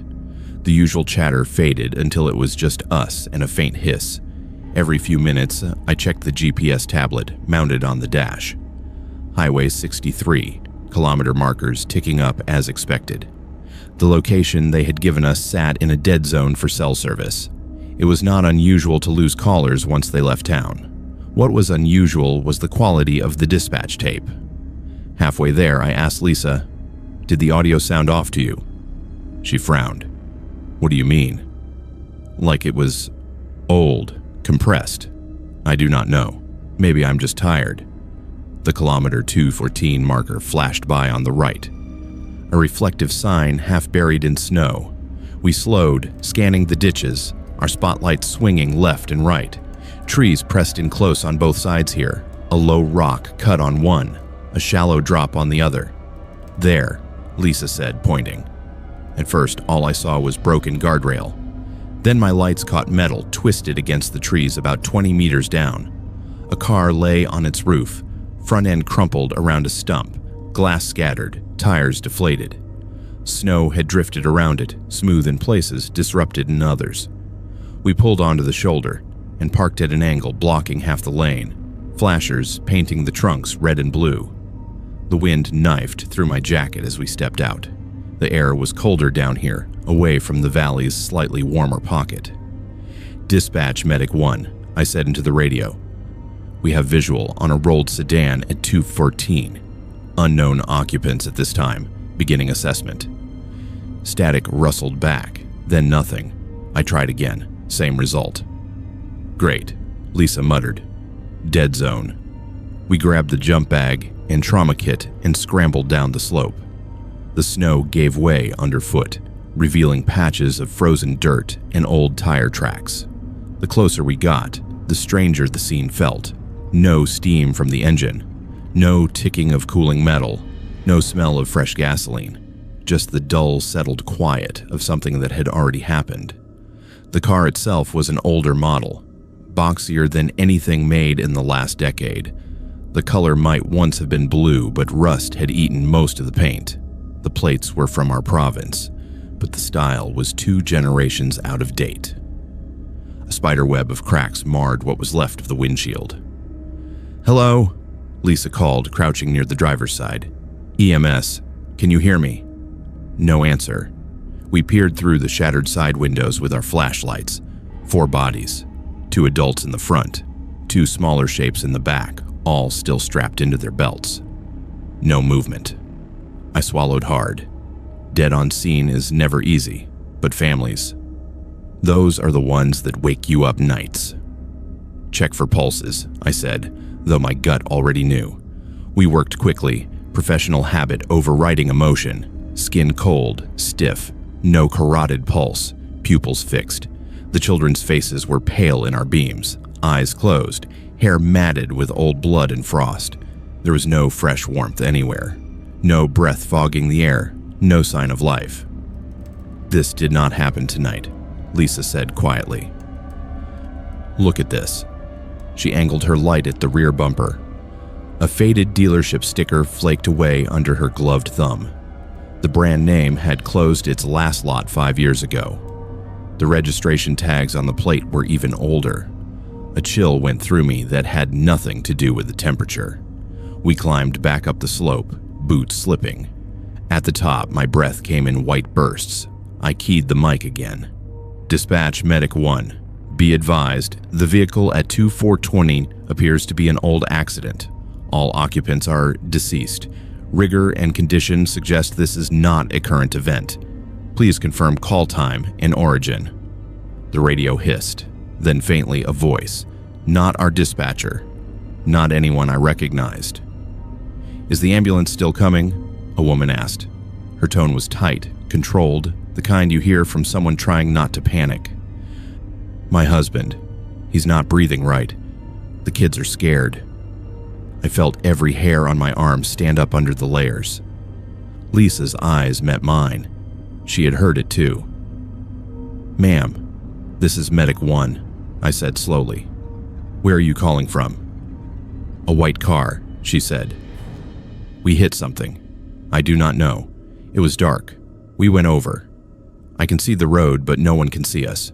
Please, you have to hurry. I looked down at the wreck, the angle, the distance from the pavement, the way the crumpled hood pointed back toward the asphalt. What is your name? I asked. Karen, she said after a pause. Karen Miller. The name lodged in the back of my brain. It scraped against something half remembered. An old training exercise. A file. I could not place it. Karen, I said, forcing my voice to stay calm. What year is it? She hesitated. When she spoke again, her answer was swallowed in a burst of static so loud I flinched. The sound surged, then cut off entirely. The radio fell silent. We tried raising dispatch again, switching channels, even flipping to the frequency for the next region over. Nothing. Just the usual low hiss of absence. Headlights appeared on the highway after what felt like an hour, but was probably 15 minutes. RCMP first, then the volunteer fire truck. They slogged down, took one look, and exchanged the same quick glance Lisa and I had. This is the Miller family, the constable said eventually, flipping through a worn folder he had brought from the detachment. They went missing 12 years ago, last seen driving home from a family gathering. We have had this case on our board since before you moved up here. Patrick. Are you telling me no one found this car in 12 years? Lisa asked. It is 20 meters off the highway. Wrong side of the plow line, one of the firefighters said grimly. Trees grew in, snowbanks shift. You would be surprised what the bush can hide. I barely heard them. The name, the road, the time of night, it all came together in a rush. In paramedic school, one of our instructors had used an audio clip from a real call as a cautionary tale. A woman with 2 kids in the back calling from a car that had gone off the road in a snowstorm. She stayed on the line until her phone died. Crews searched for days and never found them. The instructor had not given names, but the details. Do we have the original dispatch tape from that call? I asked later, back at the station at Our supervisor looked at me like I had grown a second head. What call? The rollover, I said. The one that led us to the Millers tonight. I want to hear the recording. He frowned, then pulled up the log. His frown deepened. There is no call on our system for that incident, he said. No 911 record. The first entry we have is the request from RCMP to attend a vehicle they spotted from the highway. Time stamped 20 minutes after you reported on scene. That is not possible, Lisa said. Dispatch sent us. We heard them. He shrugged uneasily. Maybe you misheard a broadcast for another unit. We both knew better. You do not imagine an entire conversation, coordinates, and details, especially not when 2 people share it. That night, after my shift, I sat in my kitchen with the radio I kept for monitoring weather and road conditions. I turned the dial to the frequency we use for our region and let the static murmur in the dark. Around the time we had first been toned out, 10:32 p.m., the noise shifted. Medic 1, a woman's voice said, thin and far away. Is the ambulance still coming? The recording from years ago had ended with dead air. The instructor had told us the family had probably gone quickly, the cold doing what it does.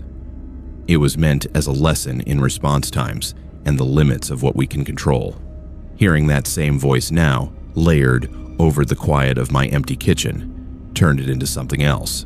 A reminder that not every call ends when the line drops.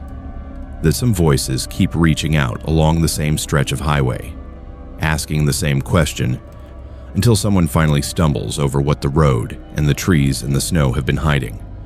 Officially, we found an old wreck that had been missed. The case file closed. Notices went out. A small, sad article ran in the local paper. Closure, they called it. In the months since, I have taken that highway more times than I care to count. Every time we pass kilometer 215, I feel my hand drift toward the radio. Sometimes I resist. Sometimes I press the button just to say, Medic 1, passing through. It feels foolish, talking into static. But once on a night when the snow was coming down in thick, suffocating sheets, a voice bled through the static, soft as breath. Thank you, it said. Maybe it was a glitch. Maybe another unit on another channel, bouncing off the atmosphere just right.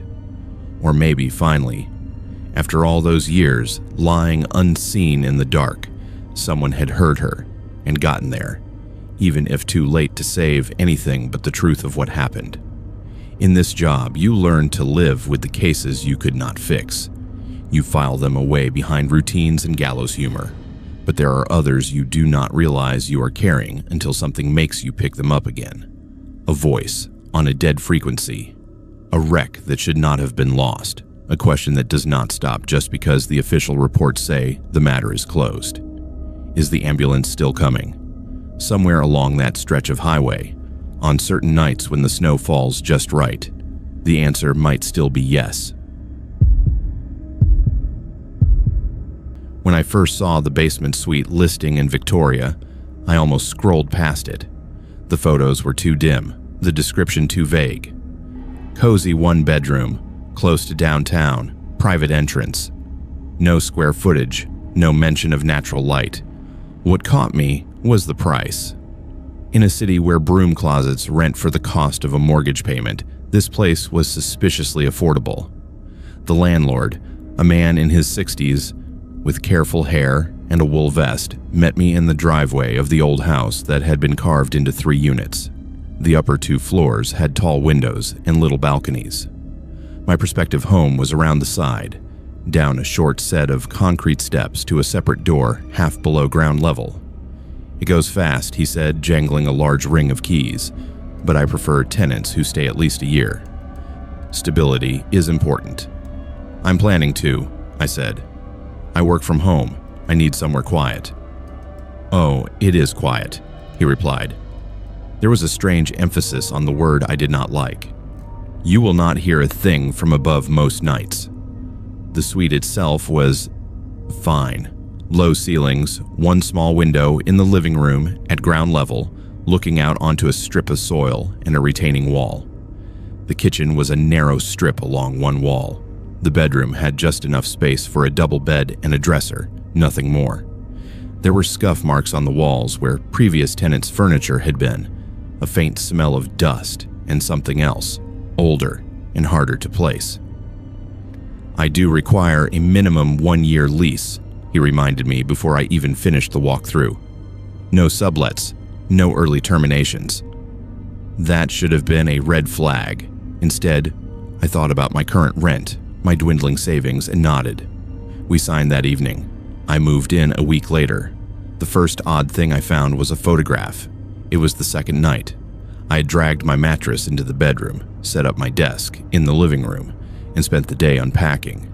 Around midnight, too wired to sleep, I decided to see where a persistent draft was coming from. The bedroom felt colder than the rest of the suite, especially near the corner where the bed sat. I knelt by the floor vent to check the grate and saw something white tucked just inside the edge, half caught on the metal. I pulled it out carefully. It was a Polaroid. The colors were faded, the edges yellowed. The photo showed a room I recognized, my bedroom. Same narrow space, same placement of the vent and window. The bed was in a slightly different spot, and the paint was a different color, but the bones were the same. The picture had been taken from the doorway, looking straight at the bed. A young man sat on the edge, staring toward the camera with a wary expression. Behind him, the wall was blank. No pictures, no shelves. In the lower corner of the frame, a thumb had partially obscured the lens. On the white border at the bottom, someone had written a date in ballpoint pen. 10 years ago. I told myself the landlord had forgotten to clear out an old box, that a previous tenant had left a stack of photos somewhere. I checked the closet, the top of the door jamb, under the carpet edge. Nothing. I slid the Polaroid into a drawer and tried to sleep. The next one was under the kitchen sink, taped to the inside of the cabinet door. This time it was a woman, maybe in her 30s, sitting cross-legged on the bed, laughing at something outside the frame. Same angle, same distance from the doorway. The paint behind her was different again. The date on the border was 5 years later than the first. I started to feel less like I had moved into an apartment and more like I had stepped into a role someone else had played before me. Same stage, different cast. A week in, the noises started. At first, I thought it was the upstairs tenants.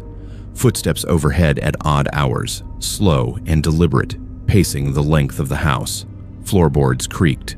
Once, something heavy dragged across the floor directly above my bedroom. A dull scrape that went on for several minutes. Then I met the upstairs tenants. They were a quiet retired couple who went to bed at 9 and woke at 6. During one shared garbage day chat in the driveway, I mentioned the midnight moving around. They exchanged a quick, uneasy glance. "We are not up then," the woman said. "We do not walk around at night. Besides, our bedroom is on the other side of the house, not over yours." "Maybe someone in the top unit," I suggested. "There is no one up there right now," the man replied. "Landlord has been renovating. You have got the whole bottom to yourself." That night, the footsteps came again. Slow, measured, directly above my bed. Boards complained under a weight that felt heavier than a person's. They walked from one end of the ceiling to the other, turned, and walked back. Over and over for nearly an hour, I lay rigid in the dark, counting each pass. In the mornings, with light leaking in around the blinds, everything seemed rational again. Old houses settle, pipes ping, sound travels in strange ways. I told myself all of that while making coffee, even as I kept finding more Polaroids. One was behind the bathroom mirror, another tucked under the lip of the bedroom window frame. Each showed a different tenant in the same position, captured from the doorway at the foot of the bed. Some smiled, some frowned. One looked like she'd been crying. The dates crawled closer to the present. I never found one of the space empty. There was always someone in the frame, as if whoever was taking the pictures only cared about the occupant, not the room. I tried to ask the landlord about previous tenants without sounding anxious. "People come and go," he said with a shrug. "But I like to keep things simple. This suite does not sit empty for long. Good energy here." That was not the phrase I would have used. The worst night happened about a month after I moved in. I went to bed around midnight, bone-tired from a rush of freelance work. The sound of the city outside was muted this far into the residential streets. I fell asleep quickly. Somewhere in the thick, heavy dark between 2 and 3 in the morning, I woke to the sharp sense of being watched. I could not move at first.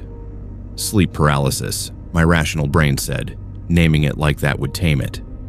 My body felt pinned, arms at my sides, eyes the only thing I could move. The bedroom was so dark it seemed like someone had painted over the window.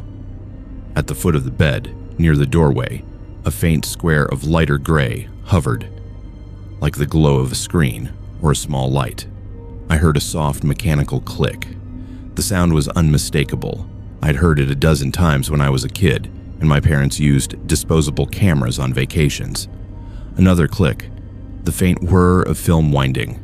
The square of light flared briefly, a weak, greenish flash that lit the edges of the room for a fraction of a second. In that stuttering illumination, I saw the doorway. I saw the hallway beyond, darker than the room. I saw the outline of someone standing there, just outside the frame, arm extended, holding something up toward me. I did not see a face. When the paralysis broke, it did so all at once. I gasped, sitting up so fast my vision went white. My heart hammered. The room was as it had been when I fell asleep. No square light, no figure in the doorway. The air felt heavy, like in the seconds after lightning, but there had been no storm. I turned on every light in the suite. The clock on my bedside table read 3:13 a.m. The next afternoon, after working through a fog of exhaustion and fear, I stood in the bedroom doorway with my phone camera held up, mimicking the angle from the Polaroids. The view on the screen matched theirs, almost perfectly. Bed in the lower half of the frame, wall behind. No face visible, only the shape of whoever lay there. I did not sleep in the bedroom that night. I dragged my mattress into the living room and left the door closed. In the morning, steeling myself, I went back in. A new Polaroid lay on the floor just inside the threshold, face down. For a long time, I just stared at it. My name felt very far away. My hands did not want to move. Finally, I picked it up. The image was a little overexposed, colors washed. It showed the bedroom, the bed, my shape under the covers, face turned slightly toward the camera. My eyes were closed. The date written at the bottom was that same day. I moved out 3 weeks later, losing my deposit and paying the penalty the lease demanded. The landlord made a show of disappointment, shaking his head. "You know there is a minimum term," he said. "People never appreciate what they have here until they leave." "I'm sorry," I replied. "It is not a good fit." He did not argue. As he handed me the paperwork, I noticed a small, neat box under his arm, the kind you might use for photographs. Now, when I look at listings, I pay attention to the things that are not said. Phrases like 1 year minimum, like never stays empty, like great energy. I do not live in basements anymore. Sometimes late at night, when the apartment I have now feels too quiet, I get the sensation that someone is standing at the doorway to my bedroom with a camera, watching me through a lens. When that happens, I turn on the light, sit up, and remind myself that I took every Polaroid I found in that suite and burned them in a metal bowl on my balcony before I left. The ash flaked and blew away on the wind. But somewhere in Victoria, there's a listing for a cozy one-bedroom basement suite, close to downtown. The photos look brighter now, professionally staged, with a neatly made bed seen from the doorway. The angle is familiar. I do not click it. I do not need to see if in the reflection of the window, a figure is standing just outside the frame, holding a camera and waiting for the next person willing to sign a 1-year lease.